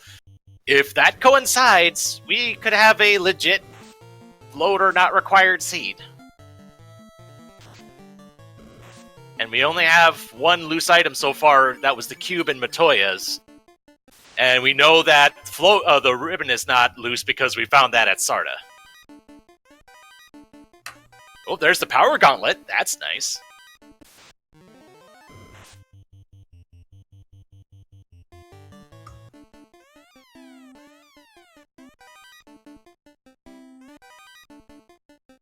Ooh, defense sword too. So we're finding some good stuff. It's just not the stuff that we want. And flame armor too, though we already have ice armor, so.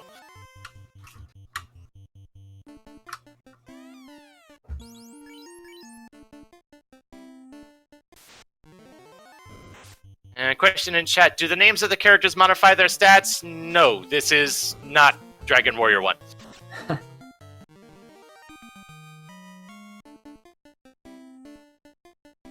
And looks like Doogie's heading for Volcano as well.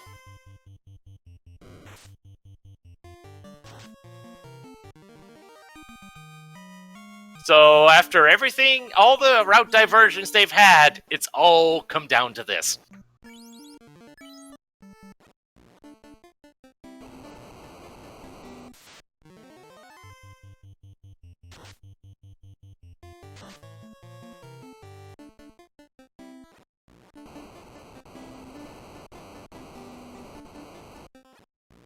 Well, part of the reason why they named their parties the way they did is because they both actually reset and remade their party once they saw that Exit and Heal 3 were, at the very least, red wizard locked, if not just white mage locked entirely.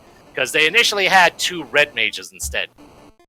So when they saw what level 1 white magic had and that level 1 black magic was nothing, they both remade their parties, and you don't reset the timer when you do that, so you gotta do it fast.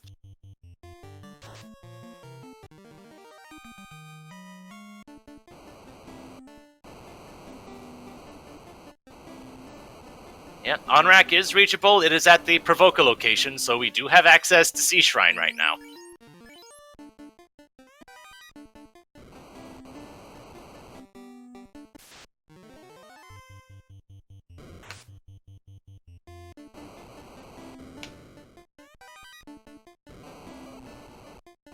Alright, so Doogie checking through the armory, Tristal getting through the second batch of chests.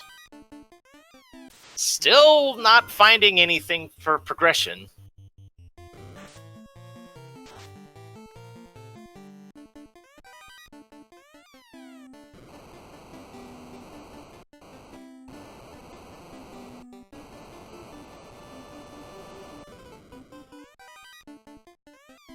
Rune Sword.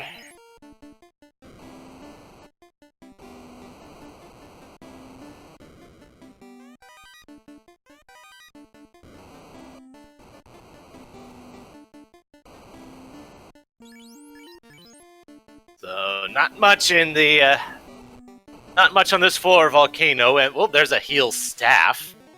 So we found all the healing items there. Both heal helmets and the heal staff were found by Tristal. And out of amount of money, no Agama grind today. Moving on.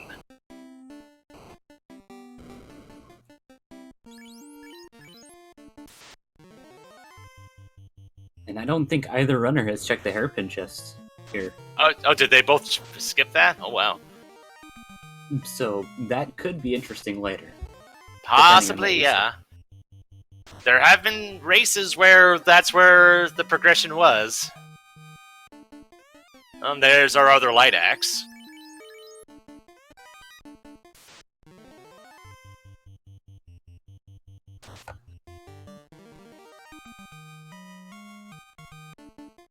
So in chat, the Hangry Canuck is suspecting that Tristan will go check that after carry. And yeah, it's a really out of the way spot, so I can see saving that one for last. Alright, so what does carry have for us today?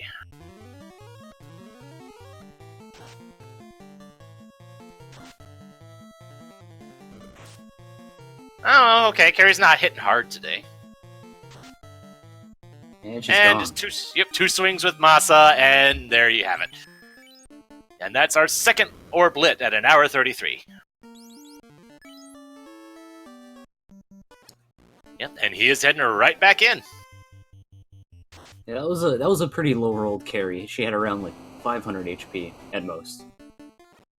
Yep, and was hitting the red mage for about 50 damage, so that's pretty soft for carry.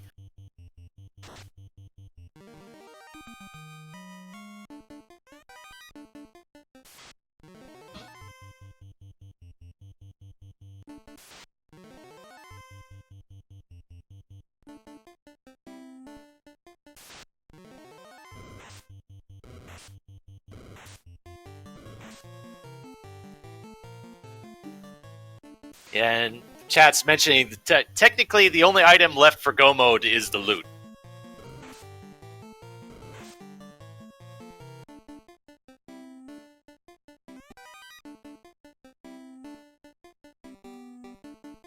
Alright, so Tristal's checking this one last chest. And one nice thing about having exit for days is that once you get that chest, you can just exit right out, so you don't have to walk all the way back out again. And if he didn't take any fights, he could just reset, since he did save after he lit the orb.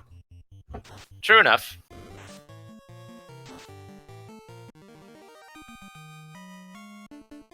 And, oh! Ooh, okay, there's our Vorpal sword.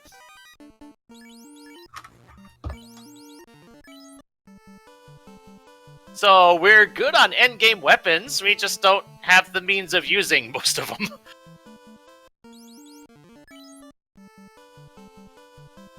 Unfortunately, until we get that tail, both that Excalibur and that Vorpal sword will just have to sit there.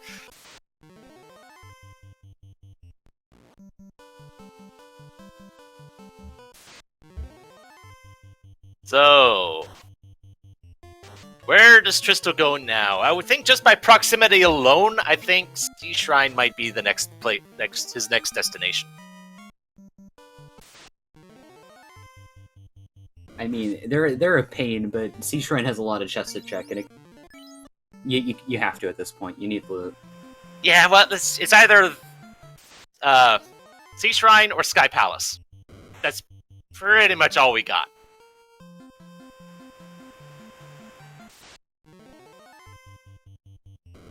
Meanwhile, DoogieMacGyver takes down Carrie.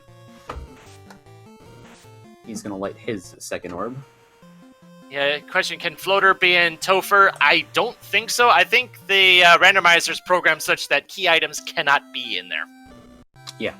Even the ones that aren't necessarily required, like the tail or the ruby or something. Yeah, a key item can never pop up in Topher.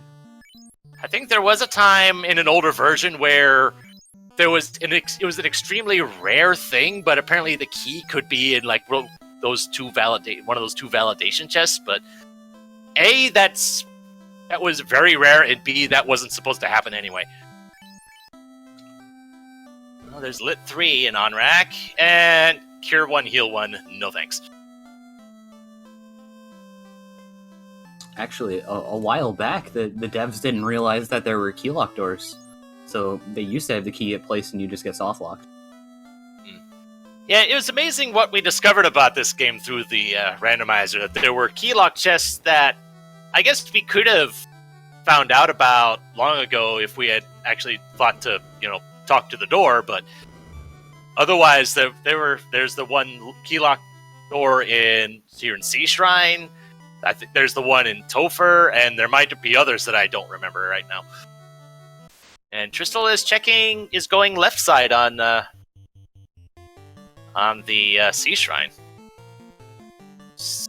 Trying to bank and see if we have the floaters on the Kraken side so we can skip mermaids altogether. Yeah, if he gets the item on his way to Kraken, cool. Otherwise, he's coming back for mermaids. Yep. Kraken is priority one, I guess, because you have to do that either which way.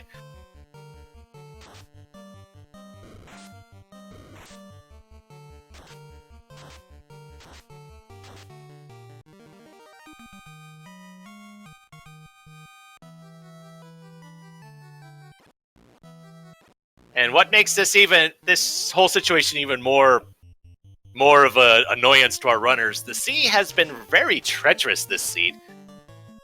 Because we had Sharks with Blizzard, Odd Eyes with Squint, Kaizoku's with Stone Touch,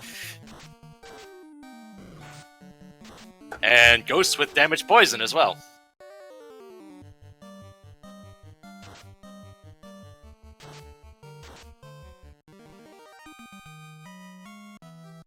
And Doogie clearing out Carrie.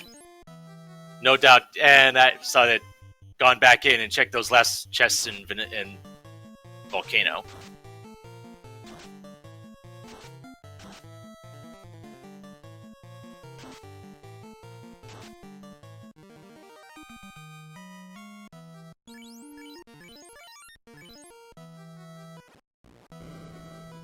And there's a heal potion. And Doogie's to go in the same route, just having docked on the outside of the continent, and will be heading into Sea Shrine as well.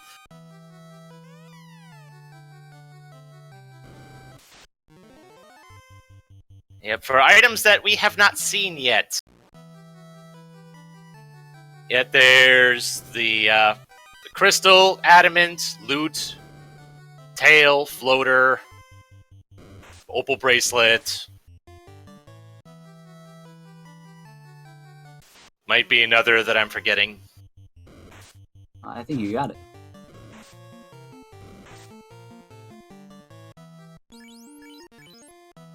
So even if we find an item, it might just be yet another fetch quest.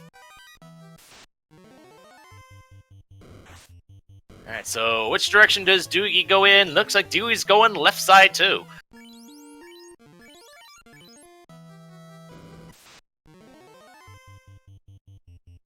Question in chat, the NPCs do not give hints of locations. I don't think they ever did, not in Final Fantasy 1 Rando.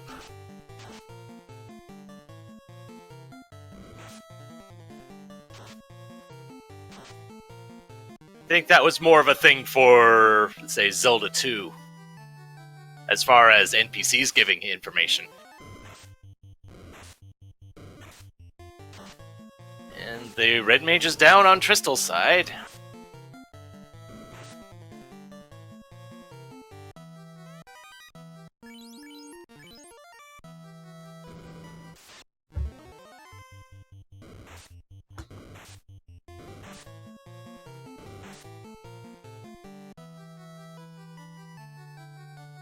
Alright, so Sharknado Floor hasn't had much either.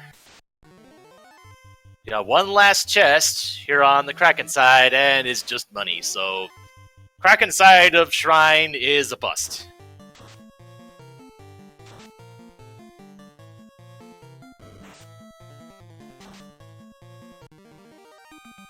It'll be interesting to see what Kraken has, considering that Tristal only has 2 party members up right now. Mm-hmm. Although he does have the Defense Sword and Power Gauntlet, so... Defense Sword, Power Gauntlet, and Mass Immune, yeah. Unless Kraken is just being as slap-happy as he usually is and just one-shots everything. I think Tristal should be fine, question mark? Not to mention, already also has that Bane Sword, which there's always that chance.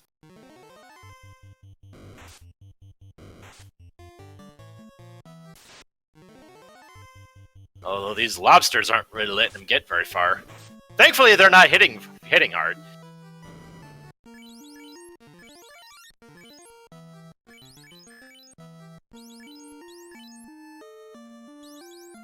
I mean, there have been times I have seen Kraken not one-shot things, so that's always possible. Yeah, he can use ink sometimes.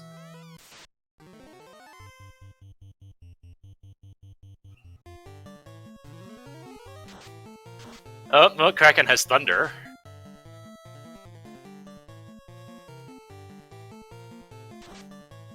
And poison smoke! Terminated! Turn 2. Nicely done by Tristal.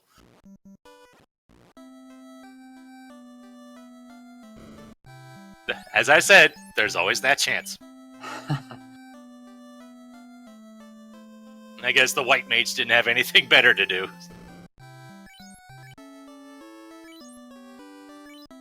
White Mage was just a meat shield. And ended up being the MVP of that fight.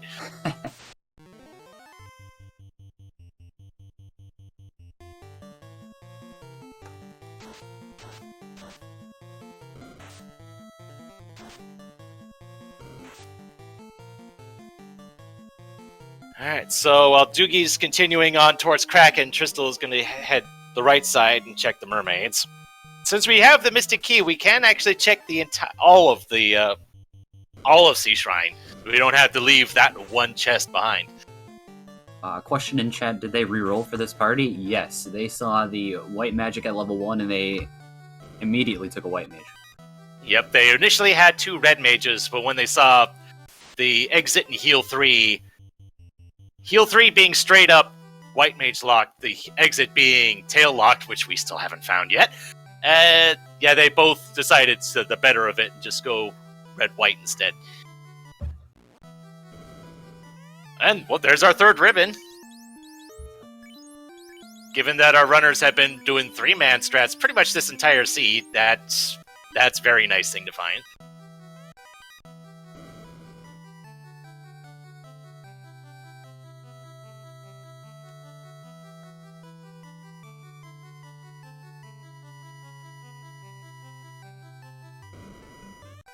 The house, money, heal potion.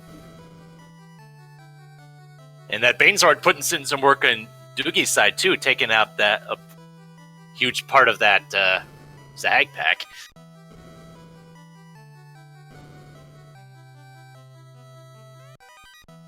There's money. Oh, there's the crystal. And that was the opal bracelet too. That was 2 incentivized items right there.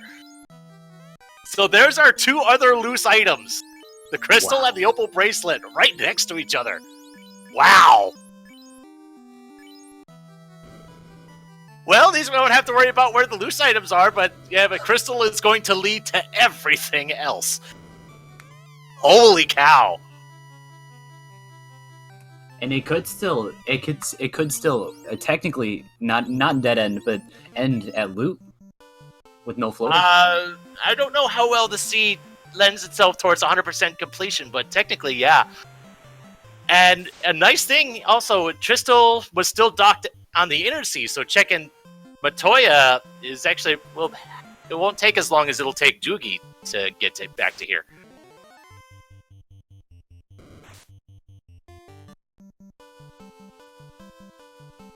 Okay, so how much more of a wild goose chase do we have on our hands? Because this could still lead to a lot of things here. Hey, it could still lead to Oxyel to floater for all we know. This could go adamant. But nope, there is the floater. At an hour and 46, we finally have our floater. Wow.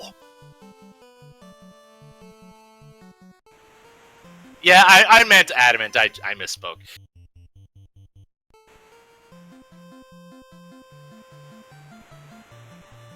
But holy cow, almost 2 hours in and we're only just now getting our airship access. This seed is nuts. Now he's definitely going to go get his level 2, 3, and 4 magic. Yes! See what that is. And yes, very much! He's been missing that this whole seed. Well, we know Fade's at 5, we know Nuke's at 6, I think Fast was at 6 as well. So we know those are off the table. I don't think we saw the life spells yet. We haven't seen life spells, and we haven't seen any of the 3s. Hmm. So where does he go first? Probably right to Gaia, yep. Meanwhile, and there's Pavoka. Meanwhile, DoogieMacGyver's taking on Kraken. Doogie's taking on Kraken. What's the white magic have? Cure 3? Not bad, not bad. Something to do in an off turn. Or just to save on heal pots. Not much in black magic, unfortunately. And nothing. It's like slow 2, if you think that'll actually work. I can't say I've ever seen slow 2 strats. I don't think so either, but if... Oh boy, the red mage is down on Doogie's side, but... White mage is now down as well. Remember, Doogie's rocking the ice sword right now. And Kraken has really high evade. Mm-hmm. There's Blizzard. So Kraken, I don't think, had much for hit points, and there's Thunder. And Ooh. Hits decently hard. This is gonna be close.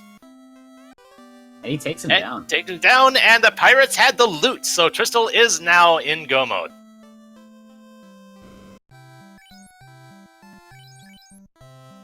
So that was a close fight for Doogie against Kraken. At this point, I think Tristal is going to go to Bahamut or where Bahamut would be, and it's going to lead to the tail.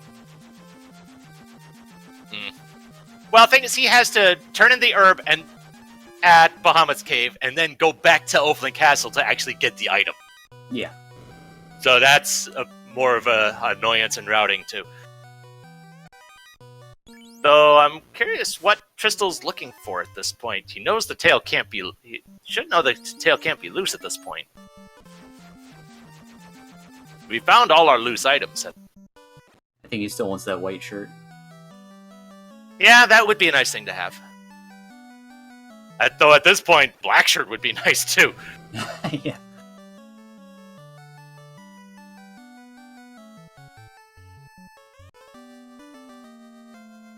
And, Doogie's going, checking right side.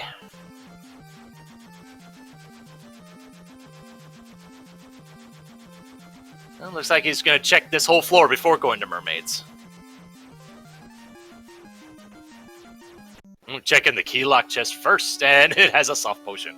Alright, what's the item for... And it's the adamant. More fetch questing! Yay! My God, what is with this seed today?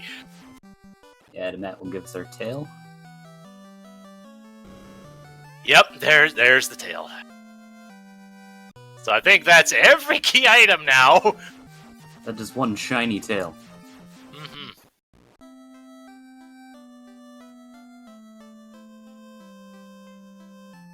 And he still has the option to go to where Lefaine's location is and get the spells from level 3 and 4. Yeah. I probably would, just so that we could have something. Yeah. Because, Fades at 5, that's nice, but you only have so many of that.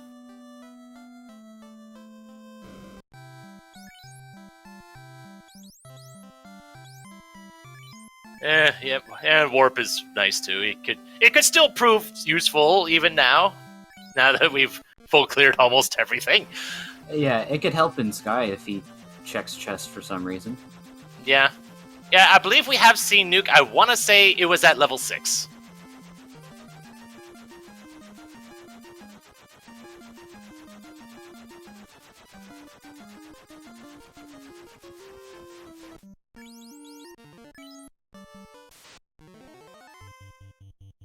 Yeah, regarding the NPC shuffles, it seems like their palette kind of shifts to match where they are. So I guess, ooh, there's the Sun Sword. That's definitely an improvement for Doogie. So I guess in the Bahamut Cave, the main background is black, but in Melman, the main background is green, so that's why Bahamut had the green outline there.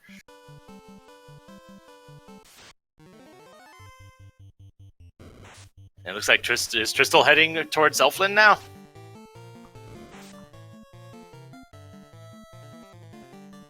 Yep, he is definitely heading, and there's the Zeus Gauntlet as well, Doogie. I don't think Tristal saw any of this, because once he cleared out the mermaid floor, he left because he found the important stuff. Yeah, he went right for Mermaid's Floor, and then if he had to clear stuff to backtrack, he would have done it. So, while that definitely puts Tristal ahead, this is still... Doogie's not that far behind. Because the only thing Tristal has ahead of him right now is basically checking everything since getting the floater. Alright, level 3 magic. Oh, there's Nuke, level 3. Right, it was fast, that was at 6. And Ruse. Arm 3. Level 3 white magic is eh.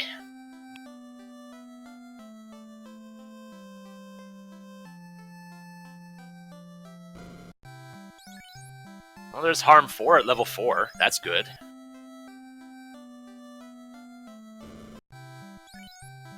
And holy cow! No elemental magic. Jeez. Was all the elemental magic at like level 8 or something? It must have been. I don't think we've seen a single one of the 3 spells. No no lit 3, no fire 3, no ice 3. I don't think so. And Doogie finding both loose items within 2 tiles of each other.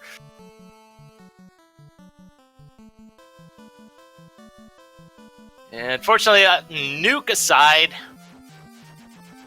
the Elflin didn't really have that much.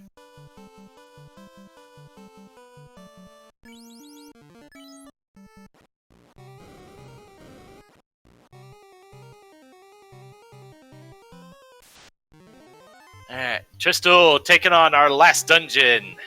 Had already full cleared the first 2 floors and has the Mass Immune to show for it.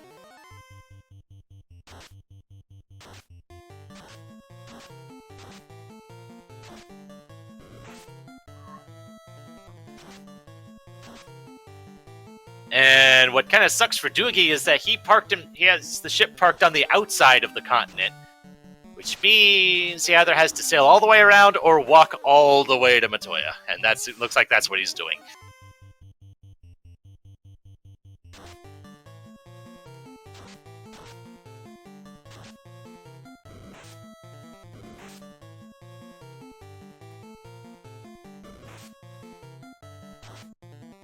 Doogie finally gets that floater in an hour 55.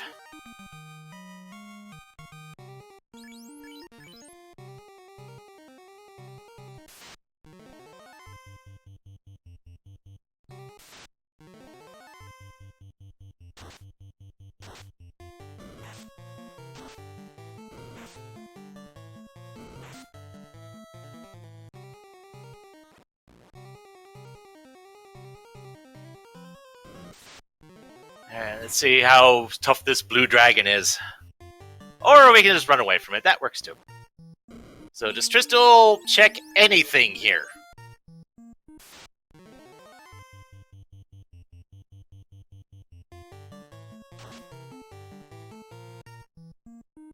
No, he does not. Tristal's in full go mode now.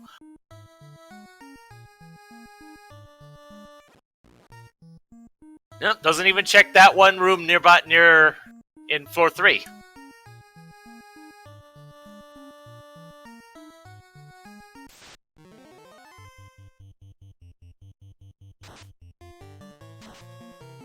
Yeah, question chat, this is indeed game 2, and if Topher ends up being a thing and Doogie's able to come back and take this, we will go to a game 3. Although, based on the schedule, that match should have been starting, like, now. But when you have a seed like this, yeah, that's not going to happen. Right, Tristal's on the Bridge of Destiny.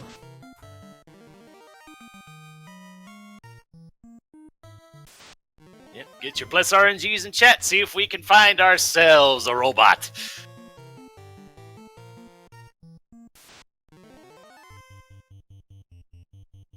He's taking these red Hydra fights. I respect that. That's good to get as much experience as you can before going into Topher. Especially when your magic options are limited.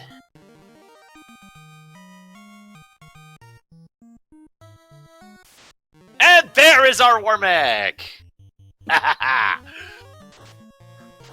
And he leads off with Stop, taking out the fighter.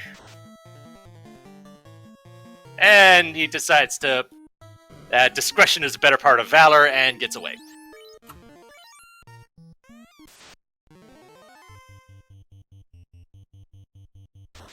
If it wasn't for that Stop hitting the fighter, which I think that was through a ribbon as well, he probably would have tried to take out Warmech, but oh well.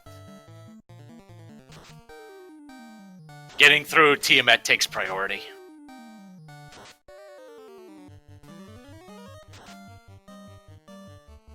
Almost a max roll nuke.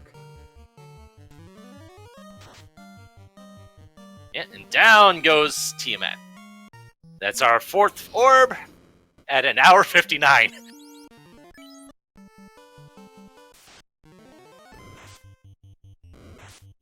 Meanwhile, DoogieMacGyver's doing the chain to go get his tail.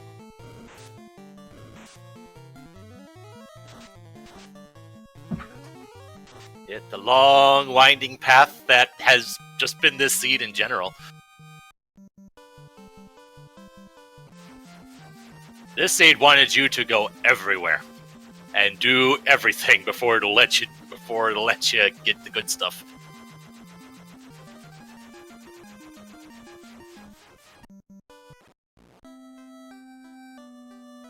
Doogie getting the adamant while Tristal is actually bringing back the master. Interesting.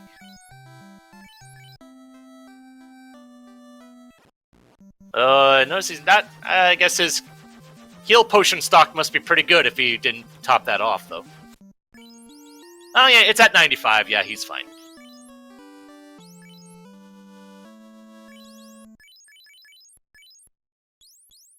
Oh, he does. Tristal does not have that ribbon equipped. That's why the stop didn't go. The stop hit the knight. The ribbon's not equipped on there. Huh? Did he notice? Either he didn't notice, or that's a calculated move? Question mark. It was not a calculated move. Or if it was equipped before, it's now.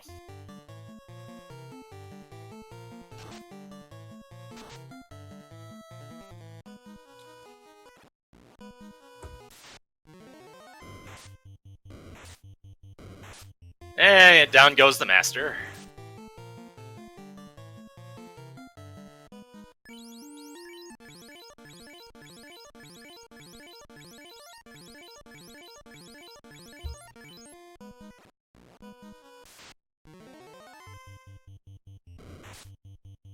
Doogie's buying some stuff from Crescent Lake.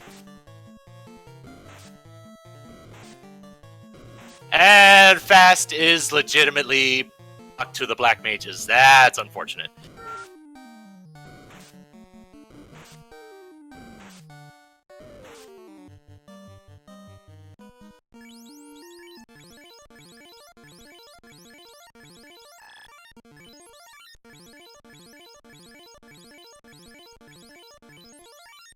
Oh, okay, Tristal does have the ribbon equipped. Okay. It just, for a brief moment, it looked like it didn't, I guess. I guess Tristal's menuing is just so fast that my eyes can't keep up. Yeah, as soon as he got into the Temple of Fiends Revisited, he swapped the heal helmet for the ribbon.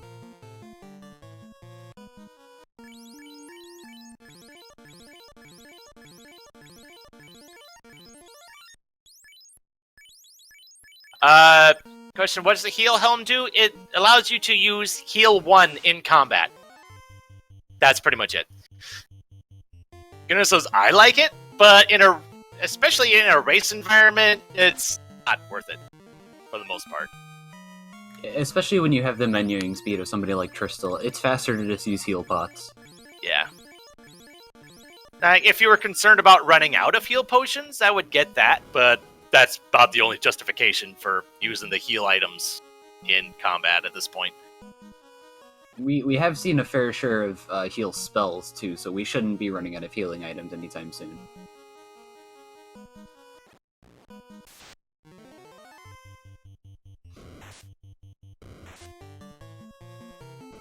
Yeah, I got the green Medusas. Don't seem very threatening today. It's having a bit of a time trying to run from them, though.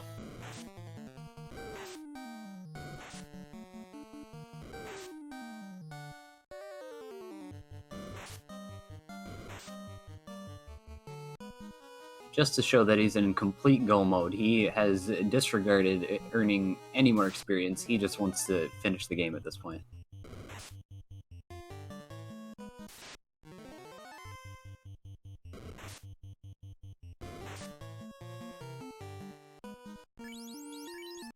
And Doogie's heading back into Mirage.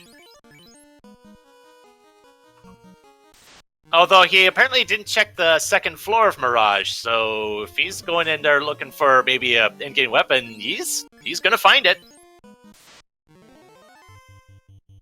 Because I know he had taken out Tiamat, I thought. No, actually, no, apparently he didn't. Oh, he hadn't gone into Mirage yet. He was just doing all his post-floater checks, right?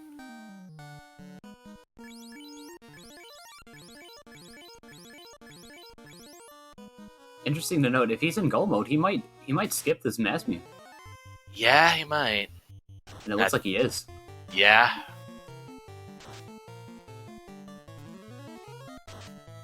And he does have Vorpal. That is a legitimate endgame sword, despite what some people say.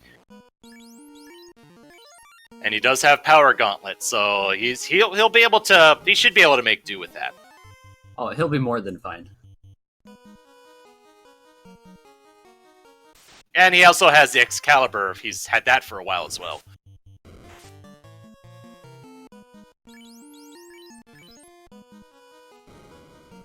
Oh, apparently Tristal took out Lich 2 so fast, I didn't even see it. Alright, let's see what Carry 2 has.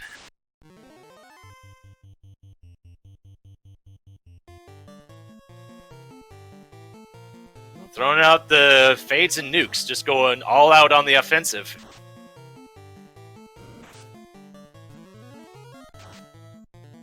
And down goes Carry 2. Okay, then.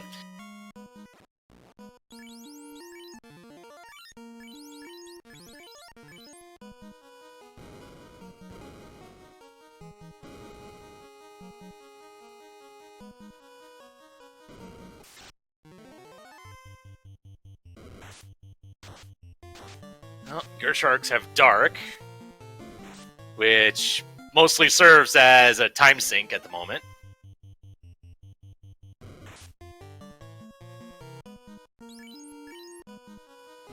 And you know you're skipping every fight when you're skipping that fight. Because that would have been a huge bit of XP if he had taken that one. Alright, so Kraken 2. Poison Touch and doesn't hit that hard. Interesting. I don't know if he critted that much, but he did hit 7 times, so he has the potential to do a lot of damage. Yeah, but usually when Kraken hits 7 times, it's usually for like 500 or something. Yeah. So the fact that it only hit the red mage mind for only 200 and something. If he had hit the knight for 200, that would have made a bit more sense, but He hit the knight for about 50, I think. yeah. And yet down goes Kraken. The Topher bosses aren't really being very threatening today. And on some level, that's kind of a bad thing because we're not seeing what they can do, what their abilities are. So it pretty much leaves virtually the entire list up for grabs for chaos at the end.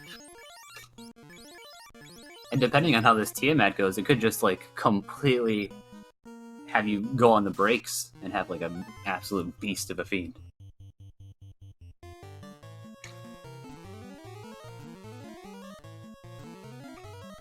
Oh, both the knight and the white mage rusing.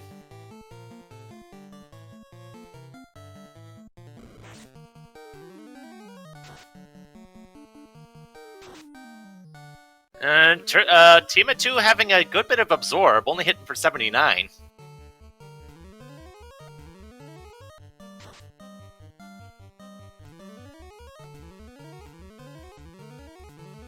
Question in chat regarding level 24. I believe level 24 would be the level that a knight using a mass immune would get an extra hit, which would definitely be a big thing.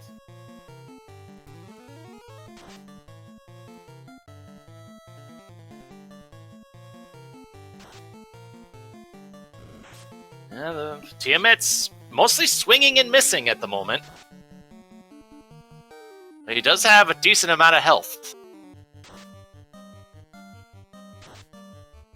And 3 for 3. And yep, there's Lit 2. As DoogieMacGyver enters the Bridge of Destiny.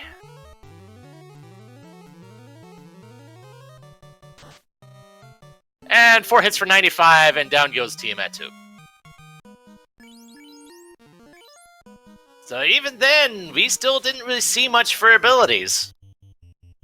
So that's all the nuclears, the nukes. You want to go there, the Zap, Bane, Cure 4, all that's still on the table, I think. Not to mention fast. I was going to say we saw fast, but I think that was on Lich 1, and that doesn't count.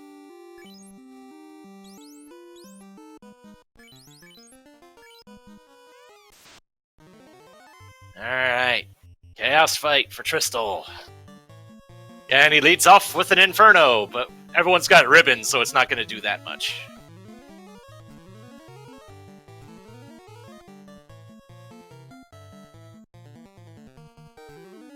Loading up on Ruses and Tempers.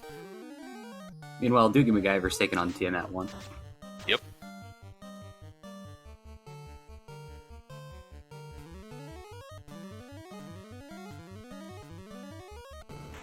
Chaos has 1 hit for 88.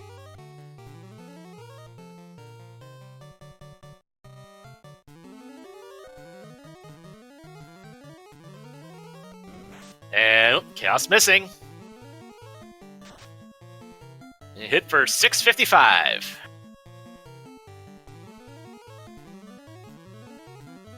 And DoogieMacGyver takes down Tiamat 1.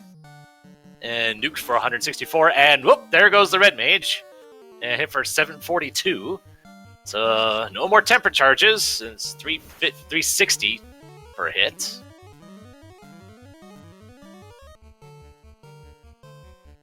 Got one more Fade charge. But 395 and down goes Chaos. And Tristal wins with an official SRL time of 2 hours, 11 minutes, and 1 second. GG.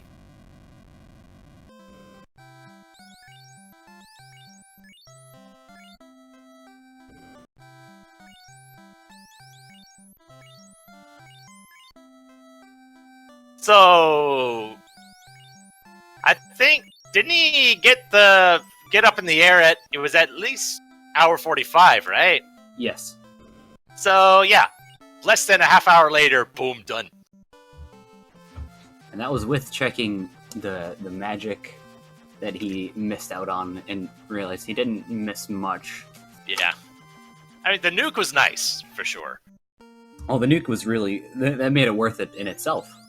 But everything else wasn't nice. Right. Except maybe the Cure 3.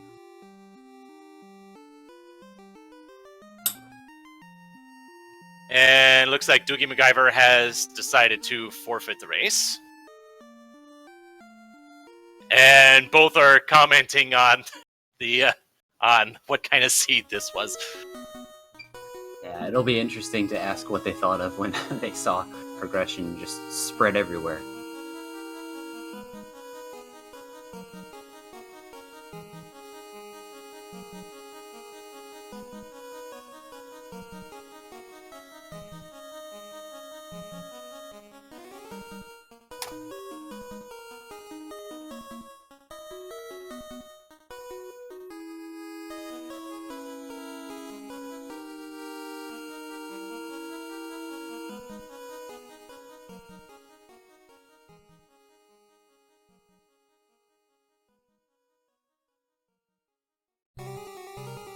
Looks like we're getting the runners in for an interview.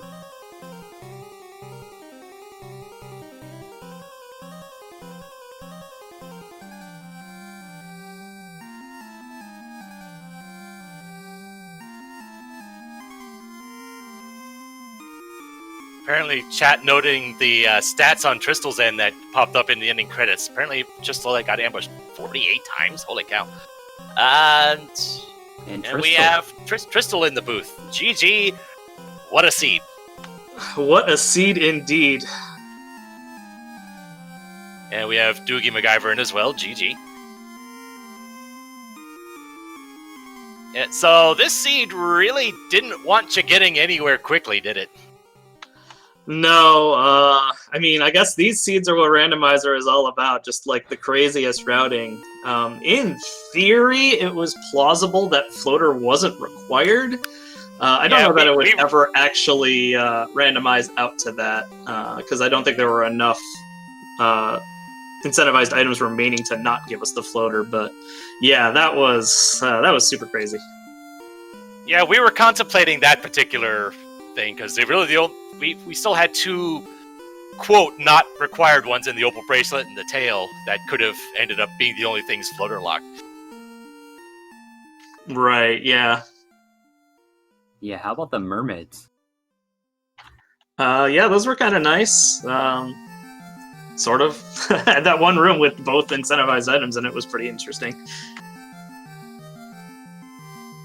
Yeah, so, just like game one, you guys did some route divergence pretty much from the get-go. Probably the big thing that separated you guys, Tristal, you were checking all over the place, checking the first couple floors of Earth and such. Doogie spent a good bit of the early game at the on-rack location grinding on trolls.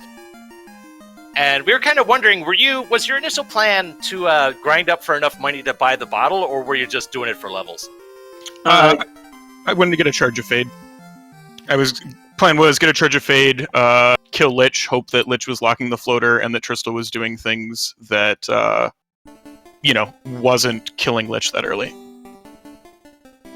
Yeah, my plan, I realized there were kind of the two paths there, either get the bottle or kill Lich, and I figured with a lot of chests still remaining, I wanted to just try and spike a high gold chest or, maybe a katana or something I could sell to get me a lot closer. And if I had to, grind out the rest of it for the bottle. The reason I went with that way is also because I wanted to get some better weapons and armor out of the chests, since the spell selection was just abysmal. Like, I really want to walk into Gaia's level 8 shops just to see almost every good spell, it seems like, that I missed. Yeah, like, what, both, so Gaia had Cure 4 in the front and the back. It's gotta have, well, between that and Luthane, it's gotta have both lives, right? Because I didn't see them unless I didn't see either life. Ice 3, Fire 3, Lit 3 all missing. Yep. Yeah, just lots of stuff. Yeah, so that, I guess you finding one of those money chests, well, and if Lich had locked the floater, I think I'm, like, way ahead. Yeah, as soon as I finished the Ice Cave fetch quests, I knew immediately if you had gone and killed Lich super early that I was going to be behind by like 20 minutes. Like, it was just a nightmare. But at least the bottle led to the canoe, which opened up enough stuff that it was, still okay. Yeah, I spent a lot of time. Yeah, because like I grounded 12, got the Fade Shard, had a Clenchy Lich fight. And then, like Earth didn't pay off. They're, basically, I mean, I think there was something, there was like Dragon Armor or something like that, but, nothing relevant. And I was also planning on Earth getting me enough money for the bottle, which it got close. But yeah, no, I spent a lot of time confused grinding trolls, hoping that you were like wiping, doing other stuff. There was certainly a lot of that for sure. The ambush counter was a little bit high. Also, my characters were completely allergic to running throughout the entire seed. So that was a bit frustrating at times. Not to mention, there were a lot of stuff on the sea that wanted you dead. The sharks had Blizzard, the Odd Eyes had Squint, which was on the Medusa script, of course, and the Kaizokus had Stone Touch, too. Yeah, and with so much sailing, sailing the high seas was incredibly treacherous, but there was nothing else you could do. You had to just sail everywhere, basically. Yeah, I was pretty embarrassed by that, because I think it was about 1 hour in that I realized that I hadn't mapped the encounter table correctly. So I was just slacking and doing resetting, not power cycling. But I figured out an hour in, and it wasn't bad. It was like 2 resets, then a medium one, and then a long one. So you could, as long as you had enough save items, you could just miss all of that stuff on the seas. Yeah, I didn't really bother with any power cycling at all, because the beginning of it was bad enough that it didn't seem worth it to me. And one thing that I've realized that even if you had found the floater early, you still would have had to use the ship to get to Onrak because the canoe would kind of canoe locked itself. Yeah, I actually love that concept because I've seen that happen a couple times, and I think it actually happened in race 1, maybe, or certainly a seed I'd done recently. But having the airship early also would have unlocked Nuke on Red Mage, so that I think that would have been totally fine. Because Red Mage was just a total paperweight the entire way, except for once we got the airship. Yeah, he was pretty embarrassing. And we kind of had a repeat of game 1, since both of you started with red mages and both of you switched to a white after seeing level 1 magic. Yeah, I mean, if you weren't going to do it with just exit before, maybe heal 3 and exit is enough to convince you, especially with no black magic of note in the Caneria shop. I mean, Temper's there, but you don't need that until very late, so yeah, no question there. I'm rerolling for heal 3 and exit. Yeah, I completely agree. Like, if there was an Ice 3 there, then it's like, yeah, maybe you have to think about it a little bit more, but with nothing, Lit and Confuse. Yeah, no, I agree. So, no, I'm pretty happy with how this turned out. I'm like, I wish I had done a little bit better sequencing, but I'm relatively happy with my routing, and, like we said, I think it would have been a completely different game. Was Topher hard? No, I got it in one dive, so it wasn't super terrible. I did end up, after getting the airship, going ahead and class changing for Dragon Armor and Opal Shield and all that good stuff. And Vorpal, of course. Doogie ended up doing the exact same thing. That when you finished with Chaos, that was right around when Doogie finished Tiamat 1, so he was just about to enter Topher when you finished. Ah, gotcha. So, no, I'm pretty content with my decision making then, because like you said, if it was about a 20-minute gap, if Lich held floater, as opposed to when you picked it up, because when did you get into the air? Like, I got into the air at like 150, some unreasonable. Yeah, I believe it was like 145, 147. Okay, I got sweet. in the air. And it was 2 hours exactly when I entered Topher, so that was actually a really quick Topher. Sweet. Yeah. I think one of the bigger changes was that Tristal ended up digging out the Masmian in Mirage. Yeah, I wanted to just go somewhere with high chest density that wasn't a huge problem to get to. And Masmian was on floor 1 of Mirage, and that was instrumental in helping me kill things. Because I actually didn't bother to learn Fade until, I think, after I got the airship. So it was all Masmian the entire way, pretty much. Did you dig it out early? Yeah, because we got pretty early chime, so I figured between the 7 or 8 chests on the first floor and the 10 on the second floor, there might be a loose item, maybe. Because I really didn't want to have to go to, volcano or ice or something with just a canoe. Yep. No, that makes sense.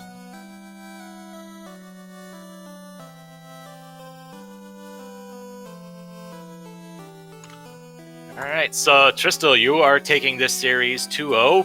Hard-fought matches on both for both of them. I don't know offhand who you could be facing in the next round. I don't really have the bracket on up on my end. But it's Spellzap versus whoever Spellzap's up against, right? Minochi. Minochi, yep. Yeah, and note, we did a little practice race last night, and Spellzap beat me by 2 minutes. So, I'll be closely watching the results of that series for sure. Alright, and Doogie, this unfortunately brings your tournament to a close, though you did pretty well. You went 3-2 and made it here through the play-in race. How do you think you fared in this tournament as a whole? I mean, I've been playing Randomizer. I basically started, effectively with the spring tournament. So, my goal, striving high was take a game off Tristal. I had, absolutely no expectations of winning this match. So I'm pretty happy with how I performed. I feel like I win this one if, the coin flip ends up on my side. I think the last one I don't win if the route divergence favors me, or at least it's a lot closer. Kind of depends. But no, I'm happy. I've been having a great time, and it was a great tournament. So no, I'm super happy with just making the bracket stage. So yeah, it's sweet. Been having a blast, and everyone's awesome. So kind of look forward to keep playing.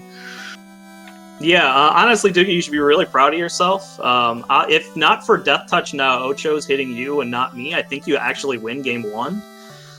It was really that close. So, yeah, I mean, really great job. I don't think too many people from the outset expected you to make it this far. So, really nice accomplishment. Getting through the play-in race and making it this far. Very well done, and I hope to see you in the future in more tournaments. Yeah, good luck. Truthfully, less about winning. I more just wanted to destroy literally everyone's brackets, including my own, by winning this match. Like, I don't think anyone picked me. Like, I didn't pick me, so like, that would have been hilarious. But anyways, yeah, I think you're doing great. I'm excited to watch the rest of the matches because everyone that's like made it through so far, and really the entire bracket, is just amazing players, and it should just be great matches, especially if we get Falconic to roll more seeds like this. Yeah, I had to shout him out really quick when I saw this 30 minutes in. I mean, the bottle could have been like 1,000 gold more expensive, right? I think it was like 1,000 gold off of cap. So yeah, there's like not much else you could do. Like floater, or was floater required? Was loot at Pirates? You don't remember? Yes. Yeah. Okay, so floater was required. That's unfortunate, but it was very close to floater not being required. Yeah, we were kind of watching out for that as things go on, and we kept not finding floater. It's like, can this be? Yes, it could be, but it turned out to not. Well, yeah. If the loot and the opal bracelet had switched positions, it would have been a really interesting choice whether or not I even bother going to get the floater. I'm pretty sure I do just to get level 2 and level 3 magic. But yeah, like specifically with the fact that it also 1 hour 40-minute floater with locking level 2, 3, 4 magic, and there being no level 1 magic. I mean, exit and heal 3 are, they're spells, but they're not AoE. So. They're not attack spells, yeah. They're not going to get you through fiends. Yeah, so, no, this seed was impressive. It feels close to a Plando, so it was pretty sweet. Yeah, pretty much. Alright, and with the route divergences you guys had both, in both races, if the items were arranged just a little bit differently, we could be looking at a very different series, so... Yep. Well, and even if it sounds like even if Tristal didn't pick up a 50k chest, 2 katanas, a 50k chest, there's enough things that sell a lot, but that could have gotten me a fair amount of time because I didn't have enough gold after coming out of Earth even, so that was annoying. But yeah, no, GG. This was super sweet, and it's super great to get to race against people that have been watching, play this game for years. So yeah, GG, of course. Alright, so looking into what we've got coming up. So we do have quite a few races going on today. So coming up, at what started about a half hour ago, we have Falconic versus Shadow Walker over on Speed Gaming 2. At 5 o'clock, we have a potential doubleheader for a One Fine Day in St. Von Jester, starting with Game 2 at 5. At potential Game 3 immediately afterwards if needed. At 8 o'clock tonight, we have Game 2 Will Cleosis versus Lord Fizzlebeef on Speed Gaming 4. And at 9 o'clock, we have Spellzap versus Monochi. I don't know if that was what game number, it's not marked on here, but... That's Game 3, I believe. Well, that's going to be exciting. And not to mention all the other things going on the Speed Gaming family of networks. We have the Super Metroid Double Anti-Bingo, Kirby's Nightmare in Dreamland, the various, we have the new Super Mario Brothers Wii tournament going on right now. Not to mention the obligatory Link to the Past randomizer dailies, or the weekly going on today. Definitely likely something that'll fit your interest going on today. I'll also mention, after the conclusion of the Falconic Shadow Walker match, that will give us our first actual matchup for the top 8 of this tournament. And that also means I'll be rolling the new captain and new band class for the round of 8, right after their match finishes. Yeah, and while on the surface, for this round, having fighter required Black Mage band on some level, some may not think too much of it, but having the lack of black magic, not being able to access certain bits of black magic, definitely mattered here. Yeah, honestly, the Forced Fighter Band Black Mage might be the worst possible combination for me in terms of racing against, other people. Fighter's sort of obligatory anyway, and I really, really, really like Black Mage, so it'll be nice to be able to use them again next week. Not to mention, both of your races, you guys had Black Belt as the first mate, so that was basically obligatory three-man's party, so that probably didn't, that on some level, that didn't help either. Yeah, not the most helpful for sure. Alright, so any final words from either of our runners here before we sign off?